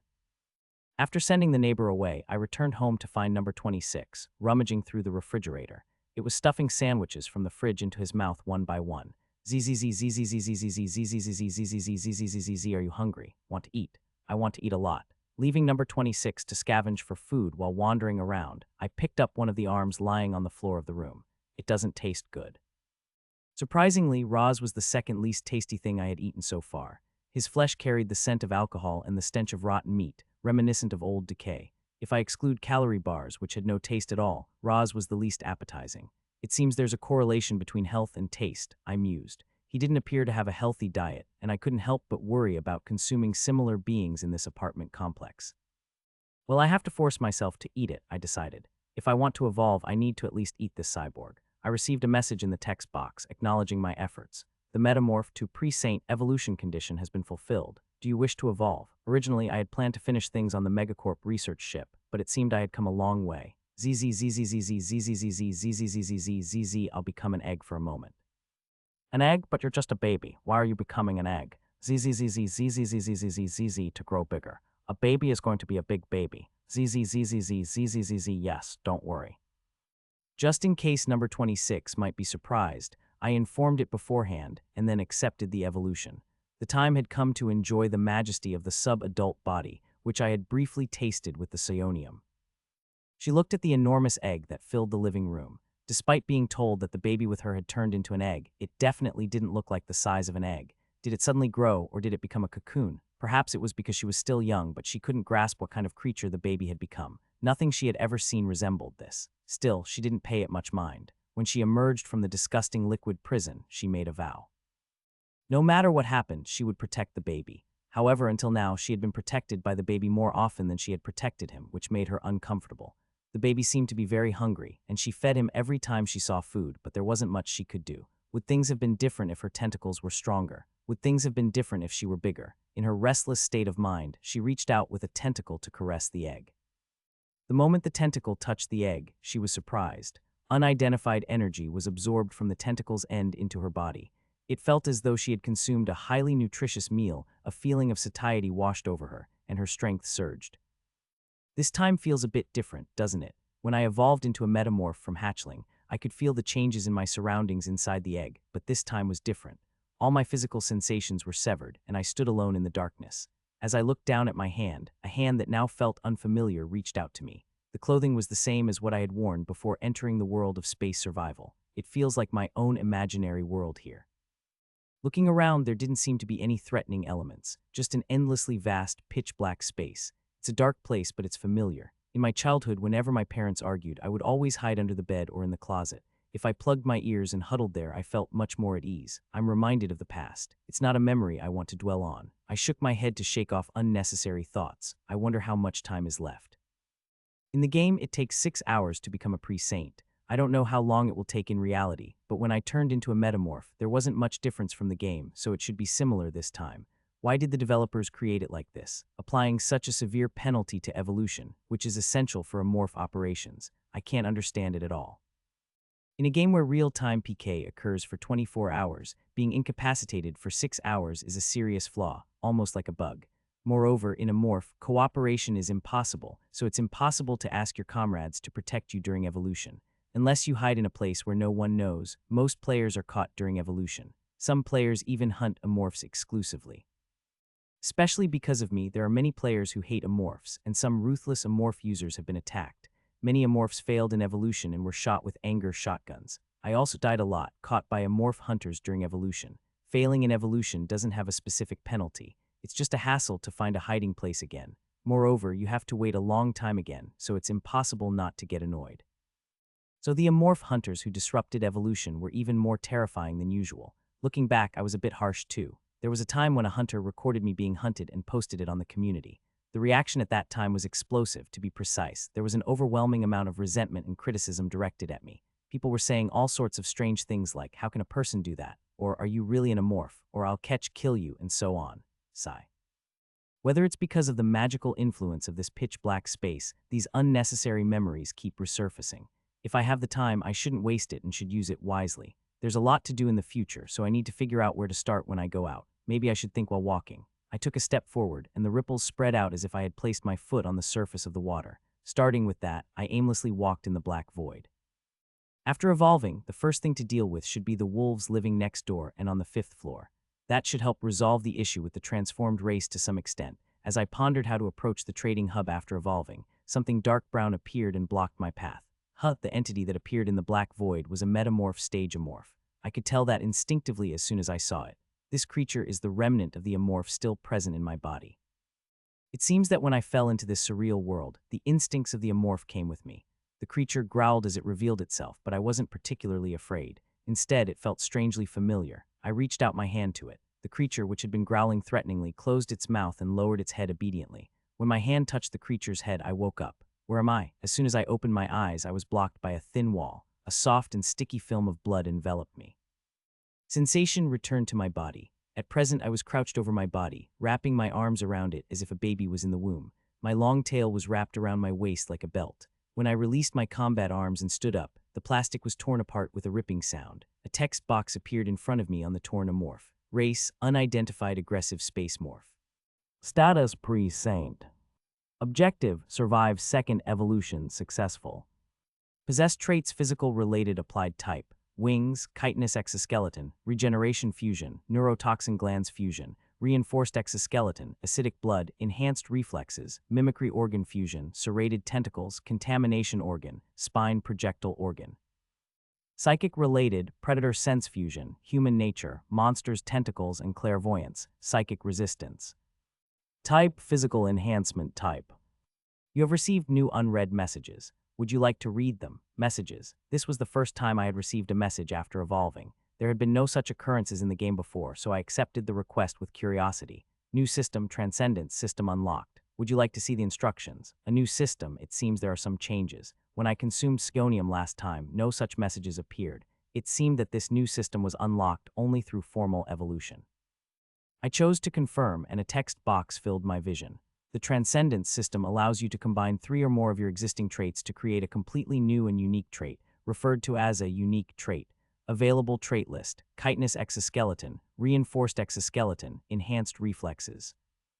Note, it's important to be aware that not all combinations will result in advantages, and there may be potential drawbacks. Transcendence system, originally in space survival, trait fusion was only possible one-on-one. So, for races that relied on traits, it was difficult to remember what traits they themselves had as the game progressed. I, too, had a hard time remembering them all because I had over 500 traits when I was about to see the ending. Even for someone like me who was a hardcore player, the system was so frustrating that I was trembling. But who would have thought they would revamp it like this? I never expected such a drastic overhaul of the system. What should I do? If it were a game, I would have accepted it immediately, but this was reality. A wrong decision could lead to great danger. If a new system I was not familiar with had been introduced, I needed to carefully assess and decide, just as the note suggested. Obtaining a unique trait has its merits. In space survival, there were no separate grades for traits. The efficiency of a trait varied greatly depending on how someone used it. The only consensus was that fused traits were generally considered stronger to some extent. However, among those, there were special traits that outperformed others significantly. These were commonly referred to as unique traits. While it was difficult to obtain them, their performance was exceptional. But that doesn't mean there are no drawbacks. Unique traits were indeed very powerful, but they had one major drawback. While regular traits remained intact even if the character died, unique traits disappeared completely upon death. If you wanted to obtain a unique trait, you had to start from scratch. Therefore, when using unique traits, one had to be extremely cautious. But here, it's reality, so the drawback doesn't apply, right? After all, in reality, when you die, it's over. The fact that unique traits disappeared upon death was not a consideration. However, the reduction in the number of traits is a risk. The actual concern was not the drawback of the unique trait itself, but rather the overall number of traits. Currently, I have 11 physical-related traits. If 3 of them were removed, I wouldn't be able to meet the condition of having 10 for the physical enhancement type. You might think of first obtaining unique traits and then acquiring physical-related traits later, but there was a problem with that approach. Releasing a type in the middle doesn't remove the trait penalties. Currently, I had a penalty of 6 traits for the psychic enhancement type. If I were to regain the physical enhancement type after that, what would happen? Unfortunately, the penalty would be added, and the required number would increase from 6 to 12. Let's postpone the transcendence system. Physical-related traits were relatively easy to obtain. Honestly, the appeal of unique traits was strong, but in times like this, you had to be cautious. Choosing the safer path, even if it took a bit more time, would be beneficial. The moment to utilize the transcendence system would be after I had secured enough physical-related traits. I unlocked the text box and left the egg. Surely, I've grown quite a bit. Having been on a spacious research vessel before and now in this small house, I could distinctly feel the difference in my body size. As I removed the eggshell pieces attached to my body, number 26 approached. Wow, ZZZZZZZZZZ, how have you been? That's the big baby from before, isn't he going back this time? ZZZZZZZZZZ, yeah, I briefly transformed back then. The way he moved his tentacles seemed to express fascination. Huh, tentacles. Now that I looked closely, number 26's appearance had indeed changed from before. The body, which was slightly smaller than a human head, had grown even larger. Moreover, 2 tentacles sprouted from the body. ZZZZZ, what's that? It's new. It appeared when the baby entered the egg. ZZZ, when I touched it while the baby was inside. When the child said that and lightly brushed its tentacles, a brief wave of purple energy emanated and then disappeared. Seeing this, I was certain of something. Sea demon. Those tentacles were probably serrated tentacles. They might seem small and cute compared to mine, but I knew what was hidden inside them: sharp blades. If those tentacles swept across someone's face, the flesh would likely be torn away. But more importantly, I was curious. Why did it evolve suddenly? There didn't seem to be any specific trigger for it. I had monitored my surroundings with the auxiliary system during my time in the egg, but there were no special traces of any events happening around me. It said it touched the egg when I was in the middle of evolution, right? I wasn't sure about the exact cause, but it was possible that a portion of the energy generated during my evolution had been absorbed by it. Considering that the relationship between bubble amoebas and sea demons had not yet been clarified, this was just speculation. Now I can protect the baby, number 26 said confidently, and I affectionately petted it to express my approval. I had expected it, but it really happened. There was a time when I had contemplated whether to eat it or not, but now such thoughts didn't cross my mind. Though it still looks weak, if it's a sea demon, it'll be helpful at full strength. The sea demon I saw was over 20 meters in size, and it had hundreds of tentacles. If a colossal monster that was treated as a mini-boss in games is following me, it will be incredibly helpful. I won't give up my genetic essence, but I should consider providing unnecessary food. ZZZZZZZZ, then let's go eat. Alright, I had just completed my evolution and I felt annoying hunger. The child seemed hungry too, judging by its response. After all, it had only eaten a sandwich for over 6 hours. I carried number 26 on my shoulder and opened the door. The appetite-stimulating food was waiting next door. The administrative district of TC Special Trade Center was unlike other areas saturated with artificial light from billboards. It embodied a different imageal life harmonizing with nature. As the slogan for the administrative district suggested, well-maintained trees and shrubs lined both sides of the marble sidewalks. Small birds chirped and flew among the trees. Beyond the refreshing forest of trees, white rectangular high-rise buildings rose prominently. These were the branch offices of prominent companies or government offices, including those from Megacorp. Passing through the beautiful but flat buildings, as one approached the center of the district, a building with a unique and towering design stood out more than any other in the surroundings. Its spiral exterior brought to mind a donut, and its upper section appeared as if two hands were spread wide open, embracing the cityscape. The majestic building was named Monument. True to the TC family's emphasis on efficiency, even the symbol of the first space city bore a simple name Monument. At the top floor of Monument, Layla Chamberlain, the youngest daughter of Sam Chamberlain and the overall manager of the Special Trade Center, currently resided. At that moment, she was in a meeting with the city's top officials. Layla and the heads of each district, as well as the team leaders of government offices, were seated around the mahogany table. Among them, only the deputy head of the Human Resources Management team stood nervously. Layla, a beautiful woman with long blonde hair, was reading a report when she spoke up. Human Resources Management team. Yes, ma'am. The incoming supplies have decreased by 3 this time. Can you determine the cause? In response to her question, the deputy head stammered, well, it's because Z101 Ranch Planet and P82 Livestock Planet reported reduced production this year. Our special trade center can replace up to 20 of the hires destined for the entertainment district through alternative routes. However, a 3 decrease in the supply is by no means a small figure. We can't be complacent within the allowable range, but you see, it's just that.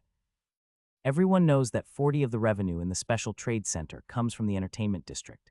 If the supply decreases by 3 from the Human Resources Management team, the burden will fall on the entertainment district's side. Layla spoke calmly, but everyone understood the warning in her words. She was questioning why they hadn't opened new routes to fulfill the allocation quotas. Deputy Head, or should I say Mr. Pissarro? Yes, ma'am. Do you know what's most important for a trader?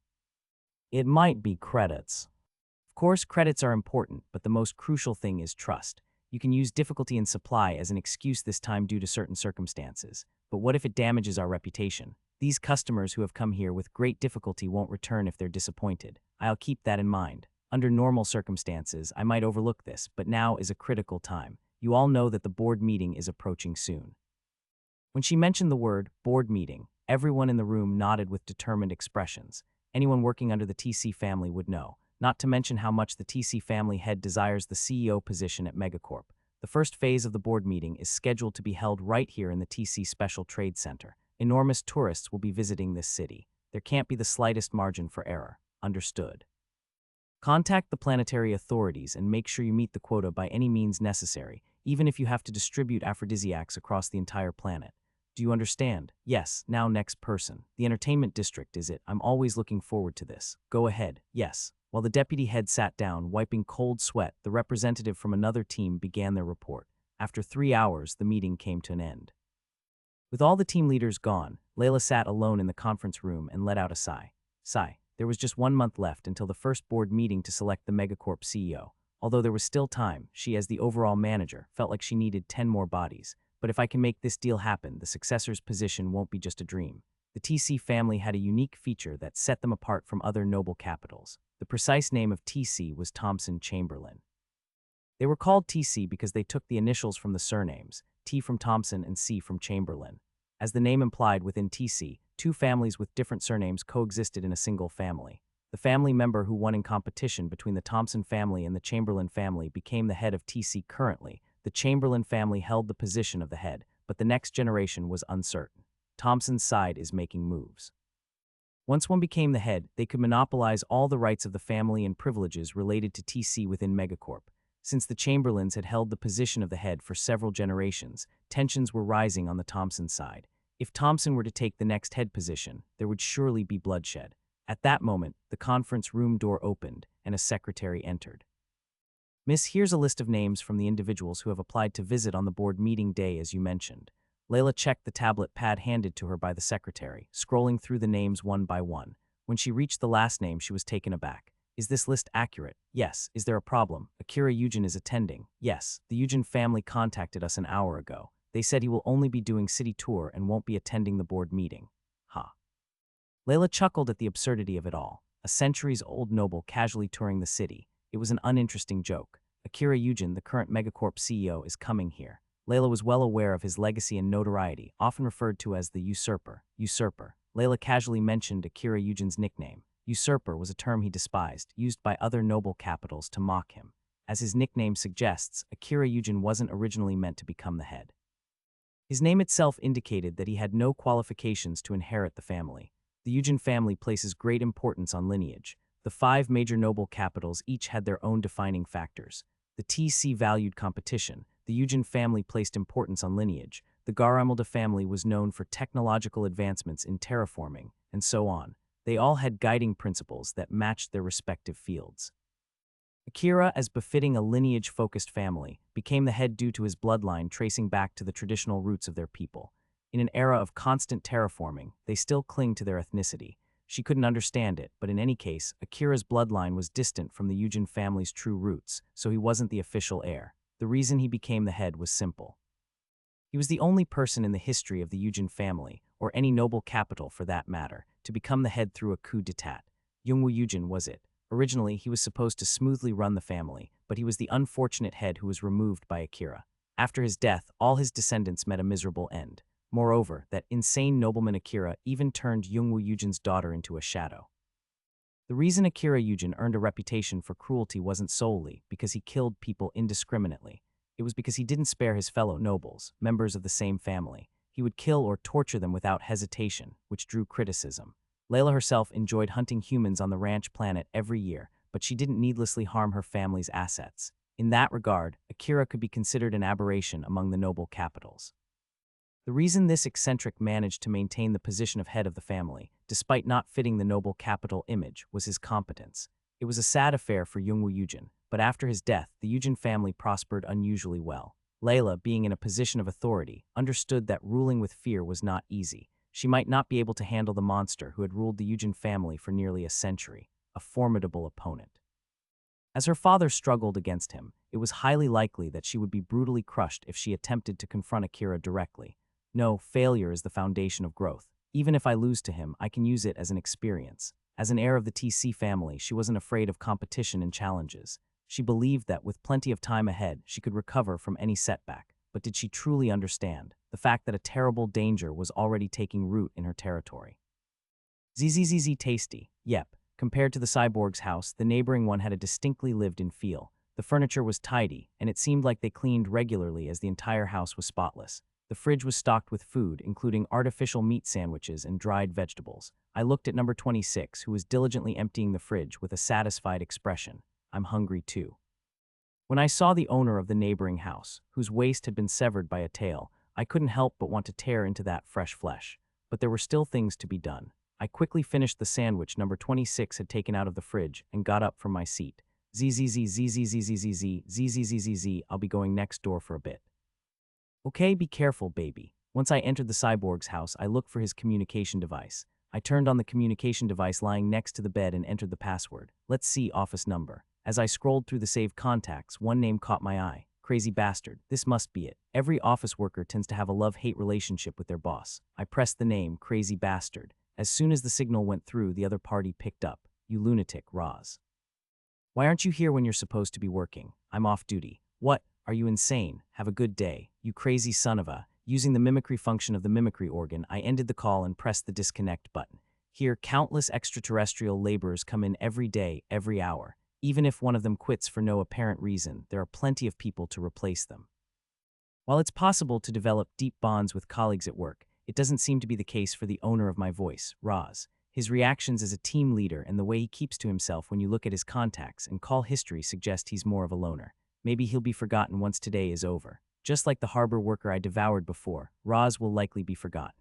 But it's probably best to finish things properly. I opened the laptop that was in the living room. If I send a resignation email from his work laptop, it shouldn't cause too much trouble. It could be handled over the phone, but just in case. Maybe later, when I've devoured more people, I won't have to worry, but for now I should be cautious. It's a wealthy space city with a significant presence of androids and a small but well-equipped defense fleet stationed here. Compared to the research ship I was on before, it's much more spacious, offering plenty of hiding places. However, the surveillance network here is incredibly detailed. Unlike anything I've seen before, I still need to be cautious. It's best to avoid getting caught for as long as possible after I've devoured someone. I won't be able to hide it forever, but I should delay it as much as possible until I become strong enough. So let's see who this person is. To send an email, I need to know roughly who the person is, so I started examining the files on the laptop one by one. The owner of the laptop, Roz, doesn't seem to have led a particularly diligent life for a cyborg. Despite being a work laptop, it's filled with non-work-related content. Being a workaholic in the space age is very rare. I had no interest in the cyborg's sexual preferences, so I deleted the irrelevant files. I continued to open and close files while inspecting them when I noticed a peculiarly titled file, Smuggling Animal Surveillance Team Seizure List. As I clicked on the file, the monitor filled with dense text. As the name suggests, it contained a list of seizures related to animals smuggled with the aim of trafficking. Smuggled animals, huh? Even a cursory glance showed that there were many different kinds. Most of them had already been transported to other planets, but there were still a considerable number of creatures left here on the port Earth. If I consumed these, I could gain a substantial amount of genetic essence. While this apartment can be considered a decent hunting ground, it's not as abundant as the smuggled animals at the port Earth. Devouring just half of those creatures would significantly aid my growth, but surveillance won't be easy to overcome. If the animals I'm managing suddenly disappear, anyone with half a brain would figure it out pretty quickly. If they report it to the police and an investigation starts, it's going to be a big problem. So there are two options: hiring employees or finding a smuggled animal broker. Hiring employees isn't particularly difficult. Since I can mimic Roz with my artificial body, I can just call in another employee. After devouring that employee and forging the transport documents myself, I can probably get away with swiping a few of them easily. But if I want to devour more than that, I'll need a broker. Looking at the list, there were ambiguously filled sections where the destination of the creatures was left blank. This is probably where the broker intervened. It's probably best to either intercept the broker and steal the creatures or devour the broker and mimic their role to seize my prey. I should make good use of Roz's identity. He left behind a lot when he died. It's a shame it would have been much more enjoyable if he had tasted better. After sending the email, I took the laptop and returned to the neighboring apartment. Hey, come here quickly, baby. ZZZ, I won't eat that. You shouldn't be picky about your food. ZZZ, I'm going to eat something else. Something else? ZZZ, yes, you eat it. Number 26 blinked its lights as if it didn't understand my words. I nodded to indicate that I was okay, and it cautiously began devouring the man next door. As I watched the man's face melting under number 26's influence, I thought to myself, something even tastier is waiting for me. I savored the anticipation of the pleasure of consuming genetic essence. Let's handle this before we go out. While number 26 was feasting on the man's brain, there were things to be done. I cut off the man's ankles and put them in the refrigerator. Once Roz's role is finished, I'll assume this person's form. The mimicry organ is a characteristic that allows me to consume flesh, analyze genes, and mimic. I don't need to eat all of the meat, like when activating the predation effect. I don't need to store all of it, so I'll just keep a part. Putting it in the refrigerator might slow down the decay process a bit. Even so, it would be unrealistic for it to last more than 2 days. After disposing of the body, I took out the communication device. Next, I contemplated who to call. Looking at my contacts, Roz's human relationships were extremely limited. Besides the team leader, there didn't seem to be anyone who might know a broker. The team leader would be a burden. Just like on the research vessel, being the head of a government office in a space city would classify one as at least a mid-capitalist. Even if we were being conservative, he would be a mid-capitalist, and if he belonged to a higher stratum, he might be a third capitalist, a figure entirely different from someone like Roz, who could easily be replaced. If that person disappears, they'll know right away. The current situation is different from when I killed Keisaragi Yujin. She is a high-ranking noble capital, far above the people on the research vessel. Megacorp is a competitive society, but at the same time, it's a rigid pyramid-shaped society where social mobility is stagnant, a contradictory organization. The higher up in the capital hierarchy, the more ruthless they tend to be in keeping those below from moving up. Noble capital, positioned at the very top of the megacorp pyramid, is even more extreme in this regard. As a result, everyone feared retaliation from noble capital, and they could only passively respond to her sudden death. Their timid response ultimately brought great misfortune upon them. It's ironic. The death of the person in the highest position is hidden, while the death of the lower-ranking person is revealed. Furthermore, the smuggling animal surveillance team seemed quite busy. Amidst this, if the person in charge were to disappear, it would create chaos. I needed to choose someone else. This person doesn't seem right, neither does this one whom. While checking the messages on the communication device, there was one contact that appeared particularly frequently. The messages were simple, just asking if they were going to the office after work today, but this contact had exchanged the most messages with Roz. Well, this person should do. The person's name is Lloyd. He was a friend who shared a secret hobby with Roz. When you mentioned the office in the Special Trade Hub, it was famous even in online communities. It was a place that vividly showcased a dark, dystopian worldview, and it was often mentioned in the news due to its controversial ethics. Anyway, people who enjoy such morally questionable entertainment might know about the broker. Lloyd and Roz seemed pretty close, I thought as I used my small arms to send a message to Lloyd. Hey, let's catch up sometime. You quit your job. You crazy bastard, you're going all out. What happened? I got tired of the endless workload. I'm looking for work elsewhere. Work here is a bit crappy. Where are you going? I've only learned this, so what else can I do? I'll find something similar. Similar work, yeah, like smuggling. It felt like I had brought up the topic abruptly, but there was no other way. I didn't know how Roz usually expressed his intentions, and the longer the conversation, the more room there was for misunderstandings. I better keep it short and to the point. As soon as I sent the message, there was no immediate response from the other end. After a few minutes, the communication device beeped again. You said you weren't going to do anything dangerous before, didn't you? It seemed that Lloyd had talked to Roz about smuggling once before, and Roz had probably declined at that time. I thought about it again, and there's really no other way to make money. You're hopeless. Now you want to do what everyone else does. Well, I have to give it a try now. All right, I'll send you the information via email. Why not meet up today and talk about it? Meet up. Yeah, there's a bar I know in the Harbor District. You're not that type, are you? You buying drinks. I just retired, and I can afford a drink with my colleagues, can't I? You retired and grew some balls, huh? Okay, what time do you want to meet? Honestly, I was a bit impulsive, but Lloyd didn't seem to have any suspicions, so it went well. Things are going smoothly. I sent him a message with the location and time. The location was an alley near the border of the Harbor District, as close as possible to the manhole connected to the underground secret passage. We decided on the evening for the meeting. In this city, whether it's day or night, there are always people around, but the presence or absence of bright lights makes a world of difference. To move discreetly in the darkness and keep a low profile, it was natural to meet at night. I should catch them after they've finished work. I sent the message, and a reply came quickly. Since he had retired, he mentioned that he might get bored if he went to the office alone. No need to be bored. After all, he would probably end up on the same path as Roz. I got confirmation. There was still plenty of time until evening. Taking genetic essence from this apartment was risky, so I had to spend time here. I'm full. Looking at number 26, it seemed like it had eaten to the point of bursting. It waddled over to the soft bed and fell asleep. It's still young, so it should sleep a lot. After covering him with a blanket, I opened my laptop again. Before meeting Lloyd, I needed to go over the list and gather information. Carefully examining the list, I checked off multiple seized specimens of the same type of organism. Since the predatory effect activates by probability, having more of the same species is better. As I checked, there were truly all sorts of organisms. They were all creatures I had seen at least once in the game, but some of them made me suspicious of whether they were really trying to smuggle them. There's even a mountain crawler. How did they manage to capture one? And oh, as I marveled at the skills of the smugglers while looking at the list, I noticed an unusual name. They captured an outspacer. Hastily, I checked the entry next to the name, and the transport section was left blank. That meant the outspacer was still here. There are 20 of them. It would have been great if there was a queen among them, but since it wasn't specified, it seemed like there were only workers. Even so, it was a significant harvest for me. Outspacer genes can be useful. The outspacers, as the name suggests, are extraterrestrial species from beyond the stars. They gather genes to enhance themselves and exhibit many similarities to the amorphs, such as genetically strengthening and antagonizing different species. The key differences are that, unlike the amorphs, players control them in colony units rather than individual entities, and among outspacers of the same species, cooperation and communication are possible. In simple terms, if amorphs are inspired by X-Files, outspacers are inspired by classic GameZerg. I had played Outspacer for quite a long time, given my fascination with extraterrestrial creatures. In essence, they're an upgraded version of amorphs. When a player chooses Outspacer, their main goal is to become the colony queen of that species and grow the colony. Absorbing genes from other creatures reflects in the offspring produced by the queen.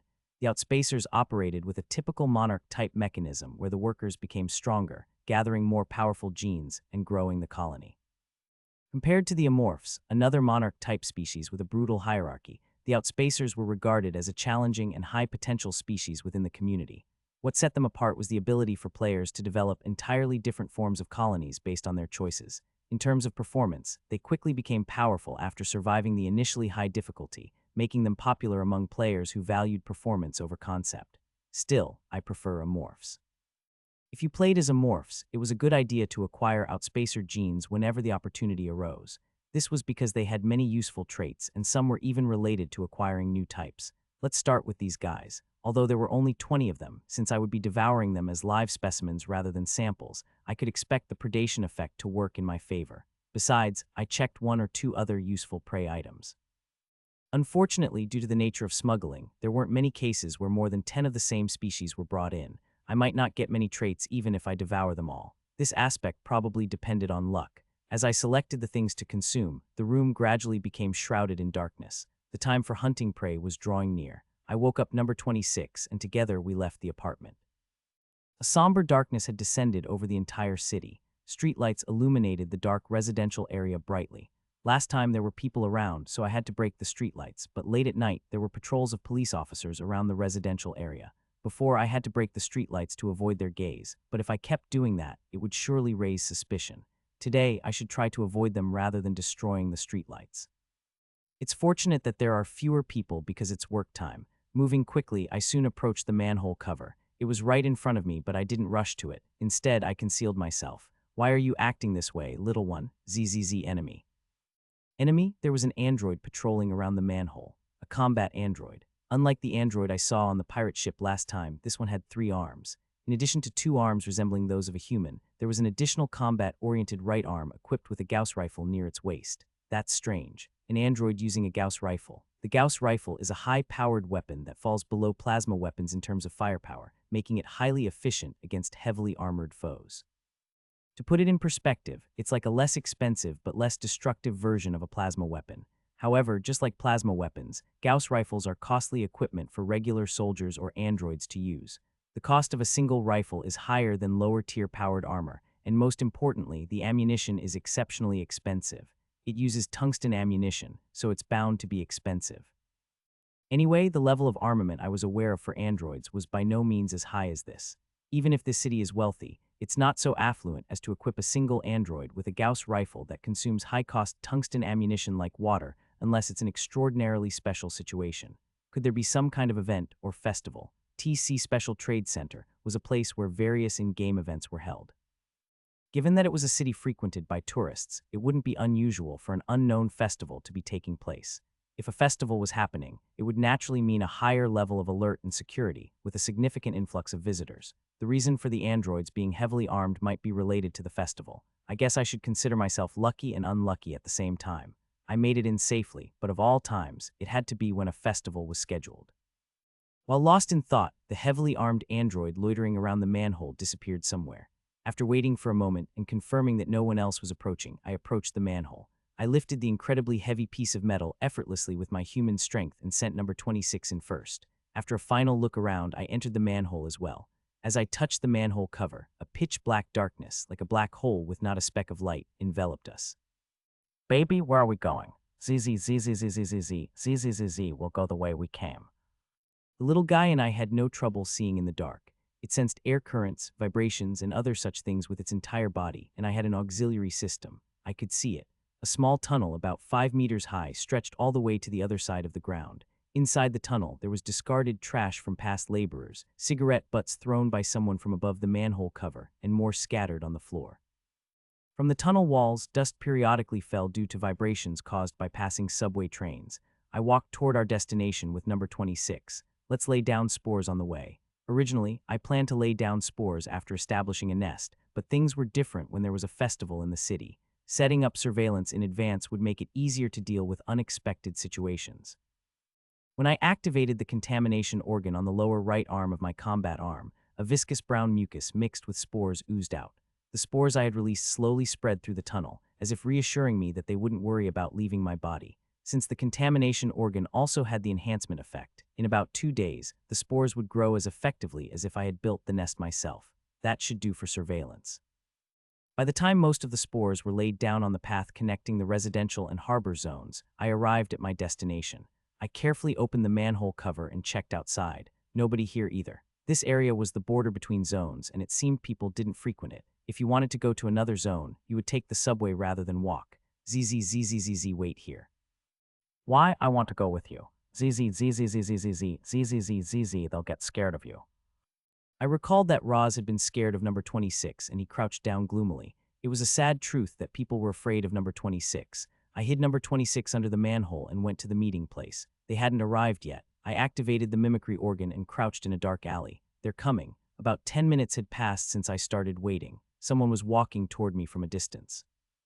A woman, a seemingly ordinary-looking woman, was wandering around the alley. Contrary to my expectations, Roz's colleague turned out to be a woman. When I saw the name Lloyd, I had assumed it was a man. Well, there's no law that says women can't go to a place like this. At first glance, she might not seem like she could attract a single flower, but who knows what happens when you go to places like this. She might be pulling in guys left and right. I got up from my seat and waved to her. Here. Why on earth did you want to meet in a place like this? I can't just openly discuss things like that. Well, I guess you're right, but... Lloyd approached me. She had been wearing a friendly expression just moments ago, but now she raised an eyebrow. Aren't you retired, and yet you're still dressed like that? Huh, isn't that a work uniform you're wearing? She pointed at my body as she spoke. Since the pheromones from my auxiliary organ don't affect me, I have no idea how I appear to others. I'm not affected by the pheromones of the mimicry organ, so I don't know how I appear to others. In the game, when you use the mimicry organ, the target appears in their state just before death. When I devoured Roz, he was inebriated and wearing his work clothes, not having changed his attire. Listening to Lloyd's words, it seems like even in reality, the mimicry organ mimics the appearance of the target just before their death. The mimicry organ mimics clothing too. While the auxiliary organ acquires genetic information and creates hallucinogenic pheromones based on that, it doesn't rely solely on genetic data. It also incorporates information from other senses like the auxiliary organ, sight, and so on to create much more precise hallucinations. It gathers visual information like clothing, shoes, buttons, wrinkles, and sends that information to the auxiliary organ, which then overlays it on the body it constructs based on genetic data. This means it can only apply the attire that the consumed target was wearing, and it's impossible to change their clothing in the hallucination. This could be an unexpected issue. If the clothes don't match the situation, it might raise suspicions. In the game, there's no concept of clothing that doesn't match the situation. Players rarely change into combat gear just because they entered a city, so in the game, no one ever realized something was amiss because of suspicious attire. This is the real world, and that's what makes the difference. I'll have to be more careful from now on. If Lloyd hadn't pointed it out, I could have been in big trouble. I circled around her briefly. Well, I didn't have any proper clothes to wear. Tusk, you should have dressed properly. A guy who retired and huh. She paused as if she was going to say something else, but then bit her tongue and frowned. I've been smelling something strange since earlier. Enough with the unnecessary talk. Do you know about the broker? Are we going to talk about that here? Bars have too many ears, she said. Isn't it about spreading rumors? I replied. She nodded and took out a USB drive from her pocket. The information related to the broker and our transactions is in here. After a day, you won't be able to access the files, so make sure to take a look. That's quite strict. Well, it's a somewhat sensitive matter. I'll send you the broker's contact through the communication device. She took out her communication device, and the dim, narrow alley was momentarily brightened by the small device's light. She inputted the contact information and pressed send. My communication device in my hand vibrated. S. On Roz's communication device, there was an initial S and a phone number as a message. It seemed like they intentionally referred to each other by initials in case one of them got arrested. That's it for this. Now let's go have a drink or something, she said. Sure. As I was looking at the communication device screen, she playfully tapped my arm. You of all people, suggesting we go for a drink, huh? She was taken aback by the sensation, which was completely different from a human's touch. The auxiliary organ could fool the visual senses, but it couldn't deceive the sense of touch. When someone touches me, they can feel my actual body. She probably realized something was amiss when she touched me. That the person waiting for her in the alley was not Roz. You, what the? Lloyd stammered, stepping back. I had received the information and contact for the broker, so she was now useless. I rapped her with my long tail as she attempted to flee. Help, she was about to scream, but I blocked her mouth with one of my combat arms. She seemed perplexed, as if something invisible had grabbed her. She knew that the person she saw with her eyes wasn't Roz, but the pheromone effect still held. Her sense of touch recognized the restraint as multiple arms and tails, while her vision continued to perceive me as Roz. Perhaps she felt as if she were being held by two arms and the rest were invisible, causing her confusion.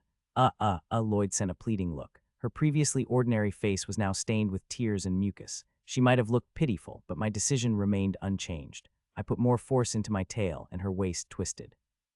Her eyes lost their vitality, and her head drooped. A corpse to be dealt with here. I devoured Lloyd right there. The taste of Lloyd was utterly ordinary. It was neither good nor bad, just a mediocre flavor. To be honest, it was slightly better than the sandwich from the neighbor's house where Roz used to live. Now I can transform into Lloyd. Next is I should contact the broker. I needed to go home, check the USB, and decide whether to meet with the broker or not.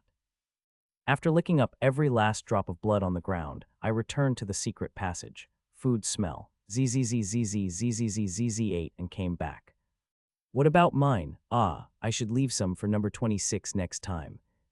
Sanders, who worked in the materials storage team at the Harbor Zone, had a side job. His job was to provide unusual creatures to cater to the refined tastes of the high-ranking individuals in Megacorp. In simple terms, it was smuggling, a crime, but Sanders didn't consider it wrongdoing. Having an ability and not using it would be a sin, he thought, firmly rooted in the mindset typical of someone from Megacorp. Under this line of thinking, he chose a job where he could put his position to good use. Since he had frequent interactions with the smuggling animal surveillance team due to his work, Sanders proposed a mutually beneficial arrangement to their team leader, who readily accepted it. The arrangement involved Sanders receiving information about confiscated creatures from the smuggling animal surveillance team. He would then manipulate the records at the storage facility to transport these creatures to other planets. This corrupt collaboration between the two public agencies continued for over a year. Eventually, Sanders became a broker with enough influence to have connections with the police, if not for the board. By now, he could have earned enough credits to immigrate to another planet if it weren't for that damn board. Those bastards. After all the money I've spent, they still won't let me through, Sanders fumed. Although it was an order directly from the Harbor Zone authorities, the government officials had no choice but to comply. But Sanders had no knowledge of this fact. Hey Sanders, not heading home yet, a colleague asked. I'll leave later. All right, take care. After confirming that the other employees were leaving, Sanders took out his personal laptop from his bag. When he entered the laptop's password, a list of creatures intended for smuggling appeared on the screen. It's all about the money, he thought as he saw every item on the list marked as scheduled. Originally, his plan was to finish loading these creatures onto a ship that would depart for another planet this morning. However, with the increased surveillance, he had no opportunity to intervene. With increased surveillance in the Harbor Zone, even goods leaving the zone fell under the watchful eye of the security network, affecting brokers like Sanders. As a result, creatures that should have been transported earlier were still soundly asleep inside the Harbor Zone's containers. Despite only one day passing, the losses were staggering, which left Sanders cursing under his breath. At that moment, Sanders' communication device rang. The screen displayed the letter L. Damn, I did mention that the atmosphere hasn't been good lately. The message from L was brief, a request for an outspacer trade. Someone actually wants to buy this. Sanders raised an eyebrow in surprise. Outspacers were extremely dangerous creatures, and those willing to trade them were exceedingly rare. Of course, smuggling them was not unheard of. After all, the outspacer that had been stored in the Harbor Zone's cryogenic facilities had originally been seized by the smuggling animal surveillance team. However, since the seizure, no one had ever approached Sanders with a request to trade an outspacer. As Sanders pondered this unusual request, another message arrived. A cult in the administrative zone is interested in purchasing. Normally, Sanders facilitated trades himself, but this time it seemed that the client had been found on the other end. Probably arranged by the smuggling animal surveillance team leader, Sanders thought. He had considered the team leader competent, but it appeared they had connections even in the administrative zone. Sanders couldn't help but be impressed. If it was a cult, Sanders could understand their desire for an outspacer. Cults had a penchant for collecting rare creatures and peculiar artifacts. Being in the administrative zone is fortunate. No need to transport it off-world. If it had been a request to send the creature to another planet, he might have refused, but moving it within Earth's boundaries posed no significant problems. As Sanders started to lose interest, he received another response. How about moving the meeting time to early morning? Wrinkles formed on Sanders' forehead. Time had always been determined by him, and there had never been a case where the other party requested a change. If he missed this opportunity, the smuggling operation would fall through because the roles were always clear. Sanders was A, and the other party was B, but why? In a period of intensified surveillance, the sudden request for a trade from the other side, coupled with a time change, seemed highly suspicious. After a moment of contemplation, Sanders pressed the call button. The phone emitted a tone, followed by a thud in the sound of the other person's voice. Hello, hey, what's going on? You've never requested a time change before. Oh, that I have to work overtime. Overtime? Sanders was about to ask why the sudden need for overtime when he suddenly paused. It reminded him of something a colleague had mentioned not too long ago and had caused quite a commotion trying to smuggle a mountain crawler. Is it because of the mountain crawler by any chance? Yes, everyone's going crazy because of that. They're really making an effort. So should we reschedule for a different day? They insisted on getting it as soon as possible. Okay then. They said 1 a.m., right? Let's meet then. Having understood the situation completely, Sanders ended the call. If he wanted to secretly smuggle the mountain crawler, he needed to manipulate both the storage documents and the transfer documents, so he turned on his work PC. However, while working on the manipulations, he suddenly had an odd thought. Even if they're cultists, why would they want to trade in the middle of the night? Once doubt crept in, it tended to linger. While their request didn't seem unusual, Sanders couldn't shake the feeling of unease. I need insurance. In the midst of his internal conflict, he grabbed his communication device again and dialed a number. Hey, listen, I think I'll need you to come with me. Yeah, do you know the place? Meet me by 1 a.m. The person he contacted was the leader of the security team he had personally hired. Since Sanders' work often involved illegal activities, he frequently found himself meeting dangerous individuals. In such cases, he would gather his security team and go to meet the person. I don't know what kind of trouble this is, but they better know what they're getting into. Especially for someone dealing with the daily mess of smuggling animal excrement, encountering armed guards was a relief. Everything was under his control. Sanders returned to his work with a sense of assurance.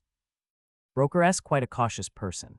His immediate call upon any suspicion indicates a prudent individual. If he had any doubts during our conversation, he would have canceled the deal right away. Fortunately, he didn't find anything amiss. Indeed, being cautious is essential.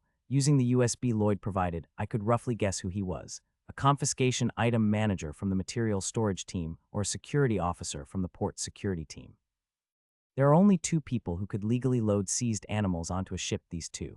Material storage manages all materials that arrive at the port, making document manipulation straightforward. Port security officers can tamper with surveillance cameras. Of course, given the current situation, they might not manipulate all cameras, but disable some when moving animals. Perhaps it might even be both. There's a possibility that someone from the material storage team bought off a security officer.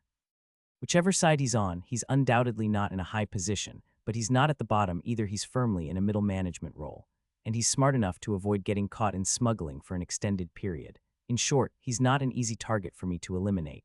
The problem with dealing with someone influential is that if I were to kill him without reason, it would cause problems. People like Lloyd and Roz are quite different from those on a casual basis.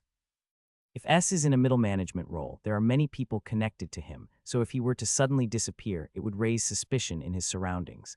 Moreover, there are likely more than two teams involved, and perhaps more teams related to the situation. Criminals have strong relationships, so if he were to vanish, they would undoubtedly make efforts to find him.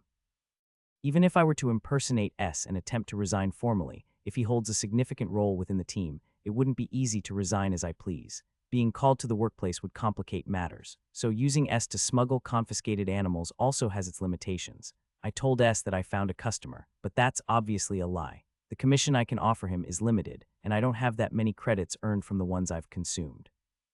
Like most residents in this residential zone, they're mostly day laborers or those who spend their daily credits in the entertainment zone. The neighbor next door has a fair amount of credits, but Roz is nearly penniless. He's the type to call just because I mentioned changing the time. If he knew I had no money, he'd cut ties right away. How can I use him without causing any problems in the long term? There's actually a way, but it requires a fair amount of luck. The genetic essence of the outspacer. Among the characteristics of the outspacer, there's one that can solve this problem. If I can obtain that characteristic through a predatory effect, then the problem with broker S will be easily resolved. Once this deal is done, I can consume the outspacer. After that, I'll decide based on the results. The deal with the broker is already halfway done. Unless something goes wrong when we meet, obtaining the outspacer is a done deal. There are many variables at the moment, so it's better to plan for what comes after consuming the outspacer. There's still a lot to do before I leave. Apart from the broker-related matters, there are other tasks that remain. Just like Roz, I need to arrange for Lloyd's resignation. After killing Lloyd, I used the communicator I had saved to send a resignation email to the smuggling animal surveillance team. It seems they didn't contact me separately, likely because everyone had already gone home. I finished Lloyd's resignation process, and when I checked the time, it had already passed midnight. The meeting time is approaching. I left the house, leaving number 26 behind, who was still asleep. This isn't the entertainment zone, so there weren't many residents out and about. The streets were patrolled by tired-looking police officers and androids. I cautiously slipped into the underground secret passage to avoid their watchful eyes. The container handling yard, the path was lined with numerous cameras. Likely, some of these cameras had been intentionally disabled from the other side due to illegal deals, but I had to do my best to avoid them. I can detect electromagnetic waves with my auxiliary system. Emerging from the manhole, I focused my senses on the auxiliary system. Since evolving, the two larger tentacles beneath my jaw wriggled with even greater length and thickness, following my will. The scent of the dawn, carrying the tang of asphalt, the forest of containers emanating the smell of iron and aluminum, the faint vibrations of the subway felt from the ground, the pulse of the vast city that operated day and night. The harbor zone was still teeming with stimuli for all the senses.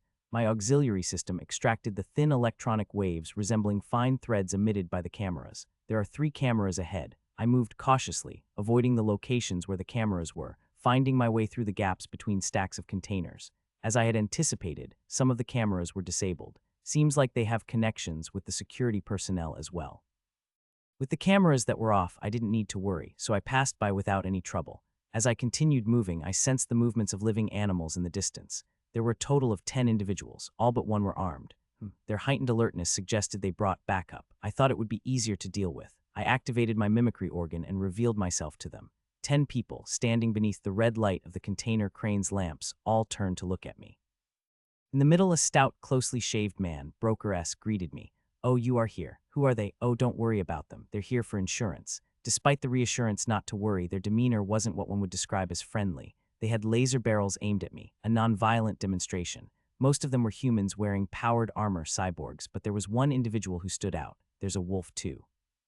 Wolves are a shape-shifting humanoid species with animal heads as we commonly know them. They possess physical abilities far superior to humans, and their senses are exceptionally keen. The female wolf brought by S was already glaring at me. My mimicry organ works through pheromones. Even with wolf, I can deceive, but they are more sensitive than other species. I better get this over with as quickly as possible. I cut to the chase. Where's the merchandise? The trade items are in that refrigerated container over there. I'll give you the password once the deposit is confirmed. Okay, since you've done this before, you know what to do, right? Enter your account here. The balance was cutting it close, to be honest. The deposit went smoothly. S closed the laptop with a satisfied expression. Well, one headache is gone with this. A headache, the outspacer, that's what I call it. I don't know what kind of weirdo buys such a dangerous creature. Cults are a breed I can never understand. That's true. I played along with S as he talked about an imaginary being that didn't exist. In reality, I didn't know how it was, but in the game, cults and outspacers were in an antagonistic relationship. It was true in the storyline and by game design. The ultimate goal of the outspacer was to return to their destroyed homeworld, the Vortex one. To do that, they needed such powerful psychic abilities that they could bend galaxies to their will. They achieved this by consuming cults to accumulate psychic power. One might suggest acquiring the genetic essence related to psychic power and applying it to the cluster, but the outspacer had limitations on the use of certain traits. The outspacer can't use psychic powers. Due to the setting that the entire species had its psychic power abilities taken away by the Vortex one, the outspacer couldn't use any traits related to superhuman abilities, except for one immunity to superhuman attacks. So cults are outspacers, counter. Cults were truly the experts in psychic power. They were the most versatile among the playable species, being able to use various psychic power techniques. Even if the outspacers had innate resistance to superhuman abilities, they had ample means to attack beyond that. Physically frail but capable of various forms of superhuman attacks, cults could generate countless legions. However, the outspacers were susceptible to superhuman abilities. The community debates never ceased about who had the upper hand. Judging by their conversation, it seems like they aren't necessarily hostile to each other in reality. To know the details, I might have to meet cults in person. Anyway, my business with the broker is finished, so I should withdraw from here. The deal is done, so I'm going. Hey, yes, the one who broke through the cults, he's the team leader, right? Yes, oh yes, he's not ordinary either. Maybe, could you teach me as well? What do you mean? Cult connections. Make sure to keep me informed whenever a deal is made with them in the future. Of course, I'm only talking to you, L. Certainly, being an influential broker, he's trying to negotiate with me as well. The more we talk, the less comfortable it is for someone as difficult to deceive as me. I'm sorry, but I'll have to decline. Too bad, then. After bidding farewell once more, I attempted to leave, but this time another individual stopped me. Wait, stop right there, Kate. What's going on? The one who halted me was none other than a wolf. Kate, the wolf with a distinctive wolf-like head, approached me, sniffing the air. Something suspicious. Suspicious. I've done several transactions with Elle, I don't know for sure, but she seems to be hiding something. Hiding. Upon hearing this, S's expression turned cold. Hey, what does this mean? Yes, Kate has a keener sense of smell than other wolves. The security team is on edge, and there's something odd about her. Are you trying to pull a fast one? Detain her, everyone. The security guards guarding S slowly approached me, guns aimed at me. It's come to this after all. To the best of my knowledge in the game, wolves couldn't entirely detect the effects of the mimic device. I wasn't sure if Kate was unique or if the wolf's senses had become more acute with the advent of reality. I'll ponder that later. First, let's eliminate everyone except S. I hoped for a peaceful resolution, but there was no other choice. From here on, it was their own doing. I flicked my tail and jabbed Kate, who was next to me. Kate, in her characteristic wolfish manner, she let out a strange cry as she collapsed, a hole in her thigh. She was wearing low-level powered armor, but armor of that level didn't offer strong defense. Unless it was advanced powered armor with built-in shields, it was difficult to block my attacks. Kate, you damn wench. Leaving her unable to move due to the nerve poison, I ignored her and rushed towards the security guards. In the middle of the barrage of lasers fired from 8 barrels, my body was unharmed. My body was enhanced with physical enhancements and various abilities. Naturally, I suffered no injuries. I swung my combat armored arm at the closest human. Snap, that's 2. After crushing the opponent's jaw to incapacitate them, I launched bone spines at another cyborg nearby. The sharp projectiles pierced through the cyborg's head like darts, and even the head of another human standing behind it. That's 4. That wench is using camouflage. Lower your head. Hee-hee-ick. Before the 2 corpses hit the ground, I leaped into the air. My target was the tallest cyborg among the enemies. As I soared towards him, his face turned ashen in an instant. I pounced on him and knocked him down. Using my 4 combat arms, I relentlessly clawed at him.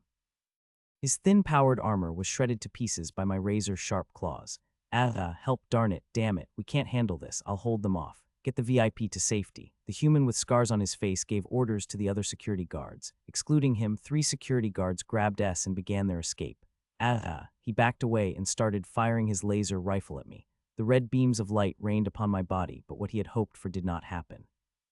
Currently, my body is akin to a living tank. Unless armed with plasma weapons or at least Gauss weaponry, causing me harm is impossible. Realizing that his laser attacks were futile, he soon ceased firing. Damn it. He dropped his rifle and retrieved a small rod from his pocket. It was the same model as the sonic blade used by the pirates who infiltrated the research vessel last time. The pirates last time, and now this guy, could they be part of the same organization? Space docks often attract retired soldiers and mercenaries. Their behavior and weaponry are similar, and considering the resemblance, they might have been in the same organization before retiring and going their separate ways. Both of them are going to die the same way, but even if I die, you won't get through here. Impressive professional spirit, but I wasn't going to cut them any slack. I swung my tail heavily against the ground. The scarred man saw through my attack and leaped backward, but my attack didn't end there. Bone spines soared toward his abdomen. His pupils dilated as he hastily raised the sonic blade to block them. His reflexes were decent, but his condition wasn't great. Along with the jarring metallic noise, the sonic blade vibrated in both hands as it blocked the bone spines. Damn it. I made a short charge and thrust my head into his side. The thick horn on my head pierced through his flimsy armor and wreaked havoc on the man's organs. Moan monster. I shook my head vigorously to dislodge him from my horn and tossed him away. With half of his side ripped open, he convulsed on the ground before his breath ceased. Alone and paralyzed, Kate trembled as she looked at me. A wolf, convenient timing. Wolves were a playable race capable of shape-shifting, which meant they counted as an evolutionary condition. I approached her. I don't need to transform into Lloyd now. The resignation had concluded, and the plan to meet the broker in the future had fallen apart. Whether by killing the broker or eating an outspacer to gain their traits, Lloyd's necessity had ceased to exist. With no need to transform into Lloyd, there shouldn't be any issue with consuming the wolf's genes. I deactivated the mimicry organ. A membrane covered the small hole on my skin, and the pheromones that had permeated the surroundings gradually dissipated. Kate's eyes widened significantly upon seeing me return to my monstrous form. She struggled to escape in any way she could, but her resistance was futile. The neurotoxin had ensnared her body like a net. I firmly grasped her body with my 4 arms and opened my mouth wide. Well then, bon appetit. My snake-like, gaping mouth devoured her head whole. Her muscles shivered for a moment, as if taking the place of a death rattle, and then relaxed. The wolf's head was surprisingly palatable, except for the thick fur. It was almost as tasty as a juicy hamburger. Certainly not as exhilarating as when I ate a cat for the first time. It didn't bring that level of joy. I'll savor the rest later. Unfortunately, S and the security personnel had escaped. It would be best to deal with them before indulging. I gathered the scattered corpses and placed them in a location beyond the reach of the cameras. All right, the auxiliary systems informed me that they hadn't gone far. The hunt was far from over. Xander always considered himself a cautious person. It might be amusing that someone engaged in the criminal enterprise of smuggling thought this way, but at least he believed it. After witnessing others start haphazardly and getting caught, becoming employees of the entertainment district, he meticulously prepared for smuggling. He had established connections with the smuggling animal surveillance team, and even had influence with the port security team, and unbelievably, the security team of the administrative zone within the city. Among the criminals in this space city, there weren't many who moved as cautiously as him. Of course, Xander was a practical person and didn't believe he could commit the perfect crime. He intended to make enough profit to emigrate to another planet before the surveillance network closed in on him. However, he had no idea that an unknown entity would trample on his dreams with his goal almost in sight. Damn it. As Sander fled under the protection of a security guard, he cursed inwardly. He had turned off the cameras and asked the port security team to change their patrol route. Consequently, there was no one around here, not even androids. Of course, there were still functioning cameras, but he was afraid to run towards them. Just the fact that they had secretly infiltrated a place filled with logistic storage containers with several people in the dead of night was already enough to raise suspicions that they were involved in smuggling. Sander was well aware that smuggling was a serious crime in Megacorp. It was a real taboo. He could vividly picture the suffering employees in the entertainment district who were subjected to such crimes. I think we need to go to the police station. What? Going to the police means it's over for me, but we can't handle our opponent. It's better to request protection for now. Well, that's damn it. The security guard was right. Buying time was better than an immediate death. It seemed like it was time to see just how effective the credits Sander had been funneling to the Earth security team would be. One security guard stayed behind to watch their rear while the other two stuck close to Sander, moving cautiously. The police station was not far from the freight yard.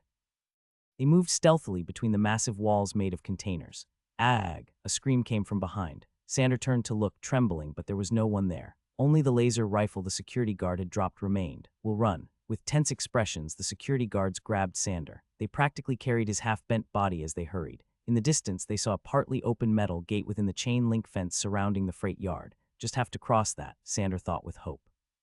But as they were about to do so, one of the security guards stopped. Wait, why, I heard something. At his words, Sander listened carefully, and he indeed heard some strange noise. Whenever the crane moved a container, there was a sound that could be likened to a hammer striking at regular intervals, but much quieter. Once you get out there, it's the police station. Run, what? I said run right now. At the security guard's command, Sander sprinted. Behind him, both security guards held laser rifles and kept an eye on their surroundings. Within a few minutes, the security guards' earpieces crackled with sound. The noise heightened Sander's fear several times over. He ran like a madman, losing his shoes in the process, but he didn't notice. The metal gate was right in front of him now. As he reached for the partially opened door, he felt a slight stinging sensation in his calf. Suddenly, his legs gave out and he slammed his face into the chain-link fence. It should have hurt terribly. Blood flowed so much that it should have been painful, but he couldn't feel any pain at all. What's going on? Only then did he realize that his body was completely paralyzed. Lying on the ground like a log, it finally revealed itself. Grrrrrrrrrr. It drew closer to his face, drooling. Seeing the monster's dripping mouth, Sander involuntarily wet himself. It briefly growled and then lifted Sander's body. What the where are you taking me? The place it took Sander to was where they had first met under the container crane.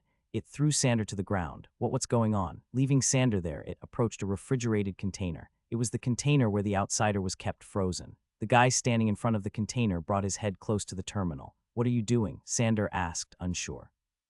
After a moment, the person operated the small device on their chest, easily opening the container door. With a thud, they entered the container. An hour had passed since the person entered the container and they still hadn't come out. Sander was becoming increasingly desperate. Please, can someone help me? He shouted. He knew he needed to escape while the person inside was preoccupied, but his body refused to move. He lay there, emitting an unpleasant odor, unable to do anything but wait. It smells. I brushed the shoulder stained with Broker S's discharged bodily fluids.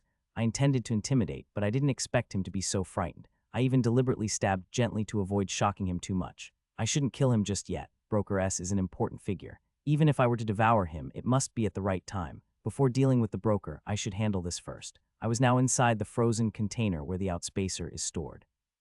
The container was packed with 20 cryogenic tubes. Broker S was outside, and there were corpses scattered around. I needed to quickly consume the outspacer and clean this place up. I operated the terminal on the front cryogenic tube.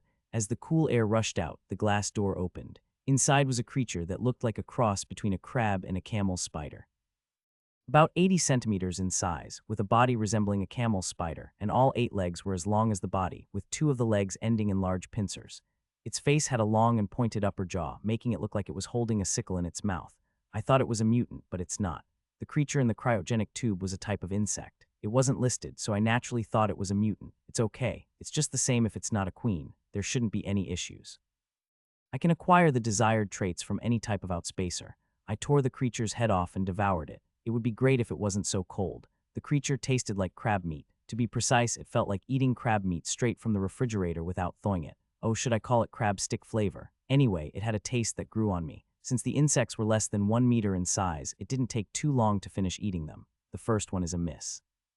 With 19 left, I diligently consumed the remaining outspacers. When only 3 remained, I couldn't help but feel anxious. It's not showing up often enough. I knew that the probability of the predation effect wasn't high to begin with, but if it hadn't shown up by now, I might have to give up and consider other options. Should I just spare Broker S? He came here for smuggling. Smuggling was a serious crime in Megacorp, so even if I killed all of his bodyguards, he couldn't go anywhere to complain. Moreover, it would raise suspicion if he did, but leaving a loose end would be a burden. On the research vessel, everything operated under the logic of convenience because it was essentially a ship. Predicting human relationships was relatively easy, but the city was different. I didn't know if the author had close relationships with anyone or possessed means to threaten me. I need to be prepared. In a way, I'm not sure how I've managed to survive smoothly up to this point. If it were a game, I should have died countless times in the situations I've faced. Obtaining the genetic essence from 20 creatures isn't an easy task either. Even though I ate more than 100 of the same creatures in the game, there were times when I couldn't obtain any genetic essence. Particularly when facing creatures like Galagan or Vortex 1 and the predatory effect didn't trigger, it was so challenging that I felt like giving up on the game. I've experienced situations like this in the game before. I assumed that nothing would come from the outspacer, so I picked up one of the remaining 3. I had consumed the animal, but once again the predation effect didn't trigger. Now there were only 2 left. I was on the verge of giving up. Should I just give the last one to number 26? If I ate 18 out of 20 and nothing happened, I had to consider it impossible. I bit into one of the 2 remaining creatures' legs with a sense of resignation. The crunchy texture and the juicy flesh inside pleased my palate, but my heart felt heavy. When I had finished eating all the insects, a miracle happened. Predation effect activated. Successfully obtained parasite genetic essence from outspacer insect. Extracted the parasite from the biological traits of outspacer insect. Would you like to apply the parasite? It's done. At last, when I got what I wanted, I couldn't help but cheer out loud. Parasite. Outspacers naturally carry various biological parasites in their bodies as a racial characteristic. Parasites are one of these pathogens and can infiltrate the host's body to control their movements. Of course, the outspacer's parasite only limits the target's actions to some extent. In terms of lore, it was impressive, but in the game, the outspacer's parasite was implemented as a debuff mechanic. Those affected by the parasite effect experience limitations on their abilities or equipment usage.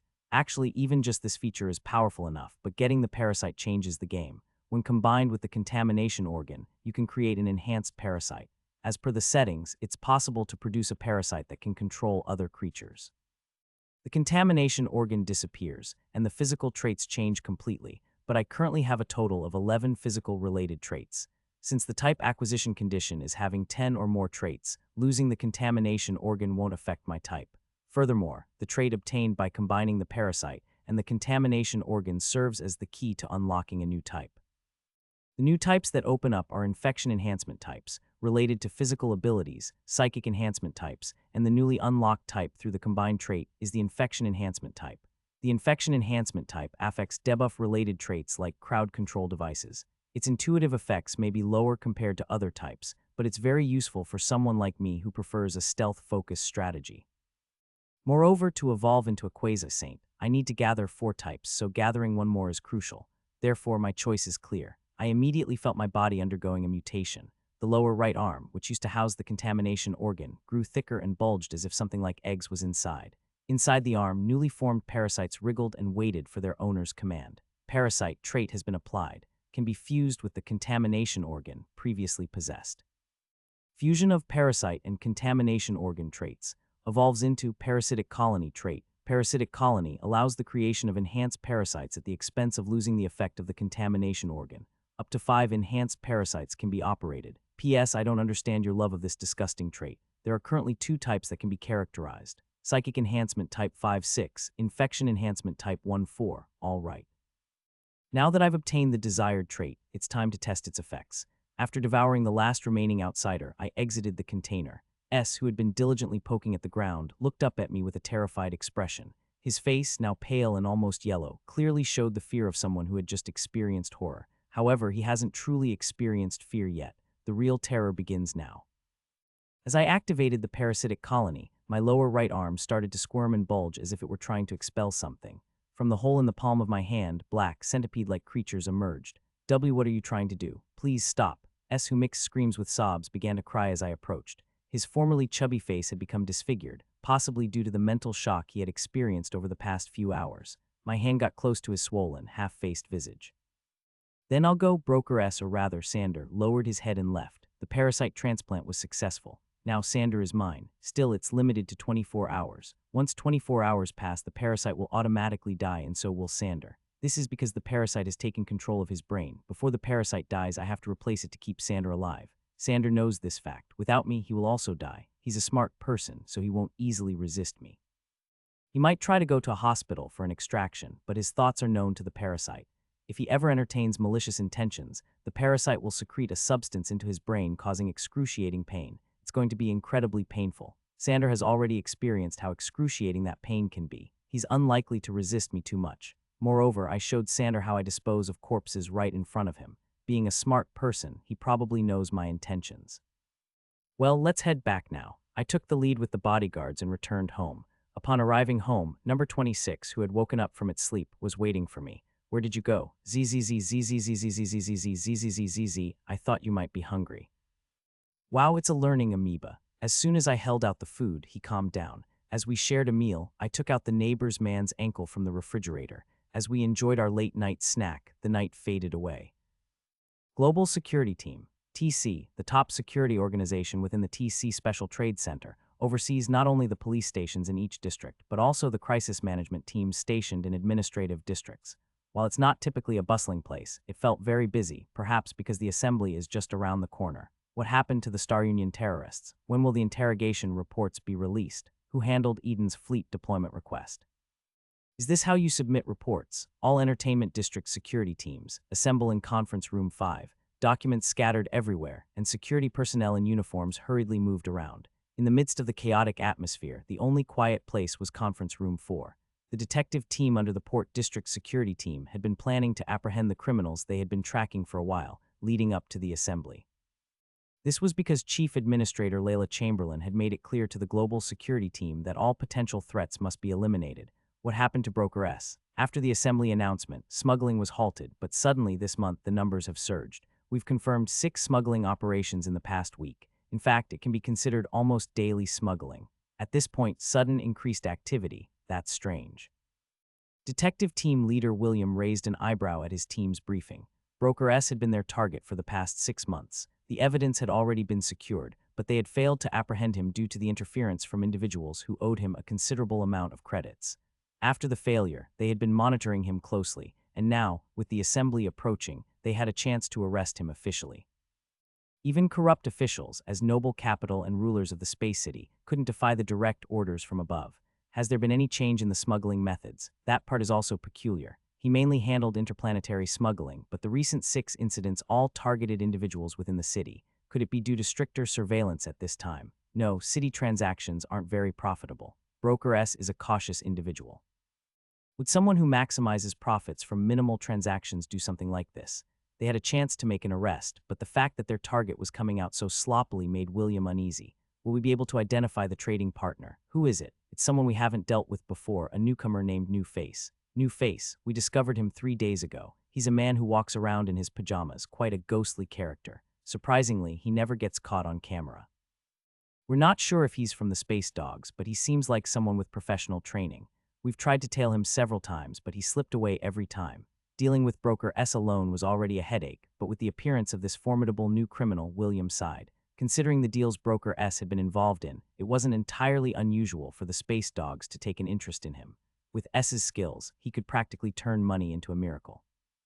However, William wasn't so sure. Why now of all times? This doesn't seem like S. There was undoubtedly a reason behind the usually cautious Broker S acting so recklessly. After organizing his thoughts, William gave instructions to his team, the ones who followed the pajama guy, compile a report and request the surveillance team for analysis. Get in touch with the Port District to find out when he arrived. Keep an eye on Broker S as well. Just in case he might try to contact the Space Dogs separately. Got it. Meeting adjourned. After the meeting ended, the team members left, but William remained seated, deep in thought. With one arm on the table, he picked up his communication device. Using a friend might raise suspicions, but the friend he was considering had been a former colleague in the same unit and had retired to work as a bodyguard. William knew exactly whom he was protecting. He's guarding Broker S. William left a message for his friend, 1055. He should be arriving soon.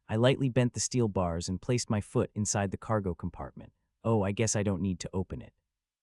Xander began to speak to me belatedly, but stopped when he saw my imposing presence. Should I kill them first before eating them? I proceeded to break the necks of the plentrazades one by one. During the process, one of them, still not fully anesthetized, attacked me with its sharp, thorn-covered tail, but it couldn't pierce my exterior. It met its end as my combat arm crushed its head.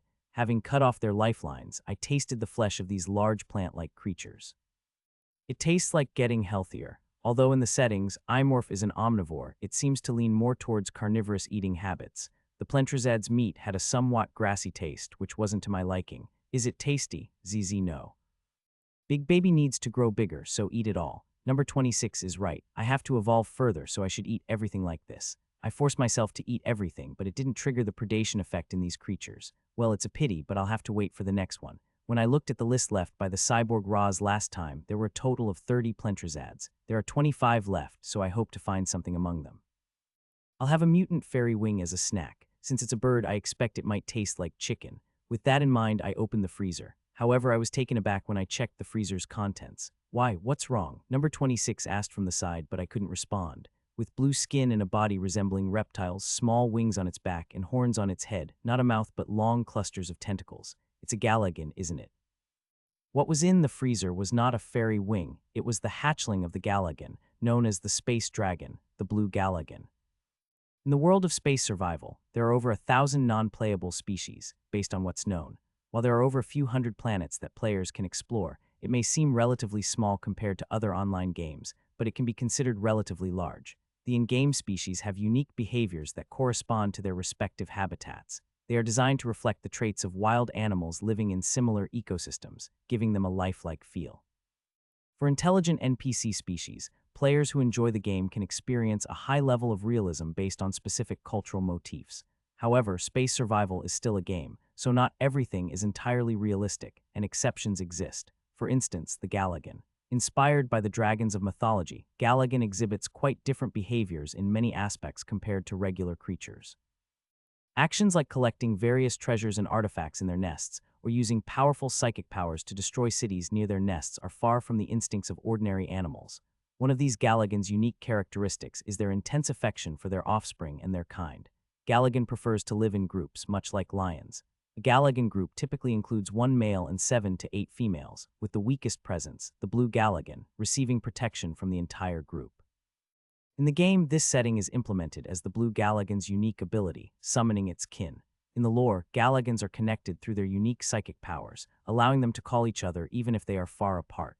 In the game, this connection is represented as a summoning technique, allowing the blue Galagan to summon its group members at will. As a result, the blue Galagan itself is quite weak, but due to its association with other Galagans, it becomes a challenging prey. High-level players might find it easy to capture a blue Galagan that is hard to find, but the kin summoned by the blue Galagan are not considered real creatures, but rather summons, so players cannot obtain items or attributes from them. To be honest, it's because of that I tend to catch more of the green Galagans or white Galagans than the blue Galagans. In Amorph's terms, the summoning trait disappears from the green Galagan and above, corresponding to the metamorph category. Of course, that doesn't make them easy opponents by any means, but compared to fighting other Galagan groups, it's much better. Anyway, according to the in-game settings, I am currently in a very serious danger. The creature in front of me definitely looks like a blue Galagan, but it's quite small, isn't it? Even though blue Galagans are not small, they are more than 2 meters, but this one is barely over 50 centimeters, a size that could be mistaken for a fairy wing if you don't know the Galagan species. I wonder how it got caught. If I were ordered to capture a blue Galagan and bring it back alive, it would be an impossible task for me. There's something I don't know. A blue Galagan is not a creature you can easily smuggle, even for a common criminal. Unless it's a higher cartel of space thieves or a power beyond Megacorp's prime capital that helps. Someone is trying to destroy the Special Trade Hub. For a Galagan group, it's not difficult to destroy this place, the TC Special Trade Hub. If it were a fortress-like space station with multiple fleets stationed, it could be defended, but this place doesn't have particularly strong military power. There is a defense fleet, but it's not capable of stopping the enraged Galagans. I called Sanders to understand what's going on. Yes, did you call, sir? Do you know what this creature is? Isn't it a fairy wing? When I asked in the neighbor's voice, Sanders seemed clueless about what's wrong. Galagans are rare creatures, so he might not know. In the game, players who directly encounter each other are a small minority, and lower-tier users often come across screenshots and videos posted in the community. Most people here probably have no idea about the existence of Galagans. Who's the one who smuggled this creature? Oh, as far as I remember, it was Jade, a person named Jade Russell. Russell, yes, he was imprisoned in the juvenile detention center and escaped not long ago. Russell, the last name sounded familiar, but I couldn't quite place it. Oh, Arnold Russell. He was the steward of C. Hyen Eugen and served as the crisis management officer on Samuel's research ship. C. Hyen Eugen, who fought me, possessed the claw trait of white Galagan due to a gene transplant. Since she couldn't have raised Galagans herself, her faction must know the locations of Galagan habitats and nests. If that's the case, it wouldn't be too difficult for her subordinates to sneak Galagans in. That means a noble capital, the Eugen family, planned to attack the city of the TC family, which belongs to the same social class. I've seen a similar scene somewhere before. I've encountered similar situations in the game many times.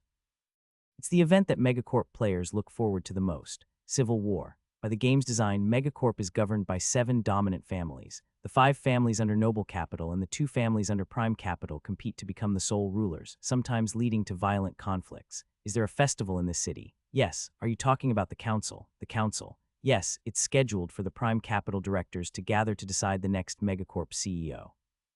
There are 23 days left until the council is held, starting from today. As I listened to Sander, I started to understand. The highest leader of Megacorp is determined through an election. If the 5 families under Noble Capital nominate candidates, the directors of the 2 families under Prime Capital vote for the CEO. In the game, Megacorp players strive to gain power in their factions to secure the CEO position when their family is nominated.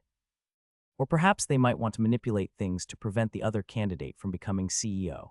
It's one thing to do that in the game, but in reality, it's a different story. C. Hyen Eugen probably ordered her subordinates to smuggle the Galagans ahead of the council announcement. Afterward, they planned to kill the Galagans in line with the council's schedule. As TC is currently a competitor to the Eugen family, her actions aren't entirely incomprehensible. Anyway, she's already dead. There were 23 days left until the council. Jade, who is supposedly missing, is likely hiding somewhere in the city, planning to kill the blue Galagan on the day of the council. His owner is already dead, but the execution of the plan is still uncertain. What should I do? Releasing the Galagan now isn't ideal, but eating it isn't a good solution either. Galagan's traits are highly desirable, but the timing is crucial. If it weren't for the council, I would have eaten it and fled to another planet immediately. While contemplating, the frozen blue Galagan's tail suddenly twitched. Hey baby, it's moving. Zzzzzzzzzzzzzzz, I saw it too. I hurriedly tried to close the freezer, but the Galagan opened its eyes. Ah, the violet, shining eyes scanned the surroundings before coming to a halt on my face. Then the little creature started trembling. Oh no. I quickly picked up number 26 and held it in my hands. Fear. Unfortunately, Sander, who had no protector, couldn't withstand the Galagan's psychic attack. He trembled as if electrocuted and then fell unconscious. Zzz, stay calm. Black, darkness, fear, death. Zzz, not harmful. The creature halted its psychic attack at my words. It wasn't a lie. I couldn't kill it right now. If I planned to capture and consume it, I'd need to wait for an opportunity to escape this city first. You adult, trust calm. In a way unrelated to my inner thoughts, it seemed like the creature had placed its trust in me. The Galagan's psychic waves had changed from the electric guitar-like sounds they were a while ago to gentle, calm ripples. An adult. In the game, Galagans communicate exclusively through psychic waves, so they convey words or concepts to communicate. Based on the words it used, it seemed to consider me the adult of the group. Is it because of this? I pondered the monster's tentacle extending from the back of my head. While the location was different, it looked just like the white Galagan's tentacles in terms of appearance. Come to think of it, is it because of the monster's tentacle that we can communicate? In the game, Galagans sometimes speak to players, but the reverse, where players speak and Galagans understand, isn't possible. It seemed like the tentacle granted me the ability to communicate with it. Anyway, this little one seems to think of me as a white Galagan. For now, I decided to take advantage of its misconception. I questioned the creature, which now appeared more stable. Zzz, why did you come here? I'm mutant, hometown exile. The creature unexpectedly responded. Exile because of being a mutant. As far as I know, among the Galagans, there are variations, but they are slightly different from mutations that occur among regular organisms. Variations were Galagans that excessively consumed psychic powers and transformed into grotesque monsters, leading to their rejection by their own kind. You could think of them as fallen dragons, like those commonly seen in myths and other media, but it doesn't seem like a variation. If it were a blue Galagan, being a child, there would be no reason to excessively consume psychic powers. Given its much smaller size compared to its kin, It seemed like it had been exiled due to a mutation, as it claimed. It seems like Sihayan's subordinate was up to some mischief. If this creature has been exiled from its homeland, their plan is effectively null and void. Wait, does that mean I can eat it without a problem? The ability to call its kin was probably still present, but if it didn't come when called, there was no need for me to capture and consume it. The creature sensed the change in my demeanor and quickly transmitted its psychic thoughts. I survival, you promise, in return, treasure. If I spare you, you'll give me a treasure as a reward. To a morph, genetic essence and relic equipment are the most important treasure. When I showed disinterest, it spoke again. I memory, dragon's nest, you, guidance, possible. In response to that, I lowered the tail that had been poised to strike. It claims to know about a dragon's nest. I didn't need a treasure, but a dragon's nest was a different matter.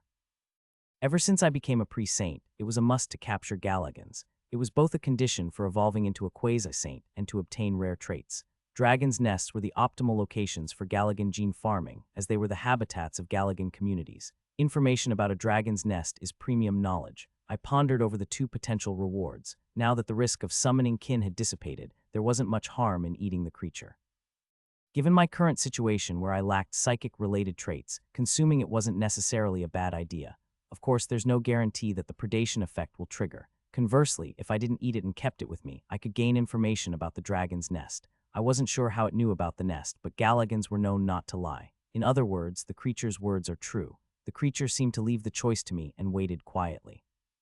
It showed no signs of resistance or alternative thoughts. Kill it or spare it. My tail swayed back and forth, mirroring my conflicting feelings. After several minutes of contemplation, I made a decision.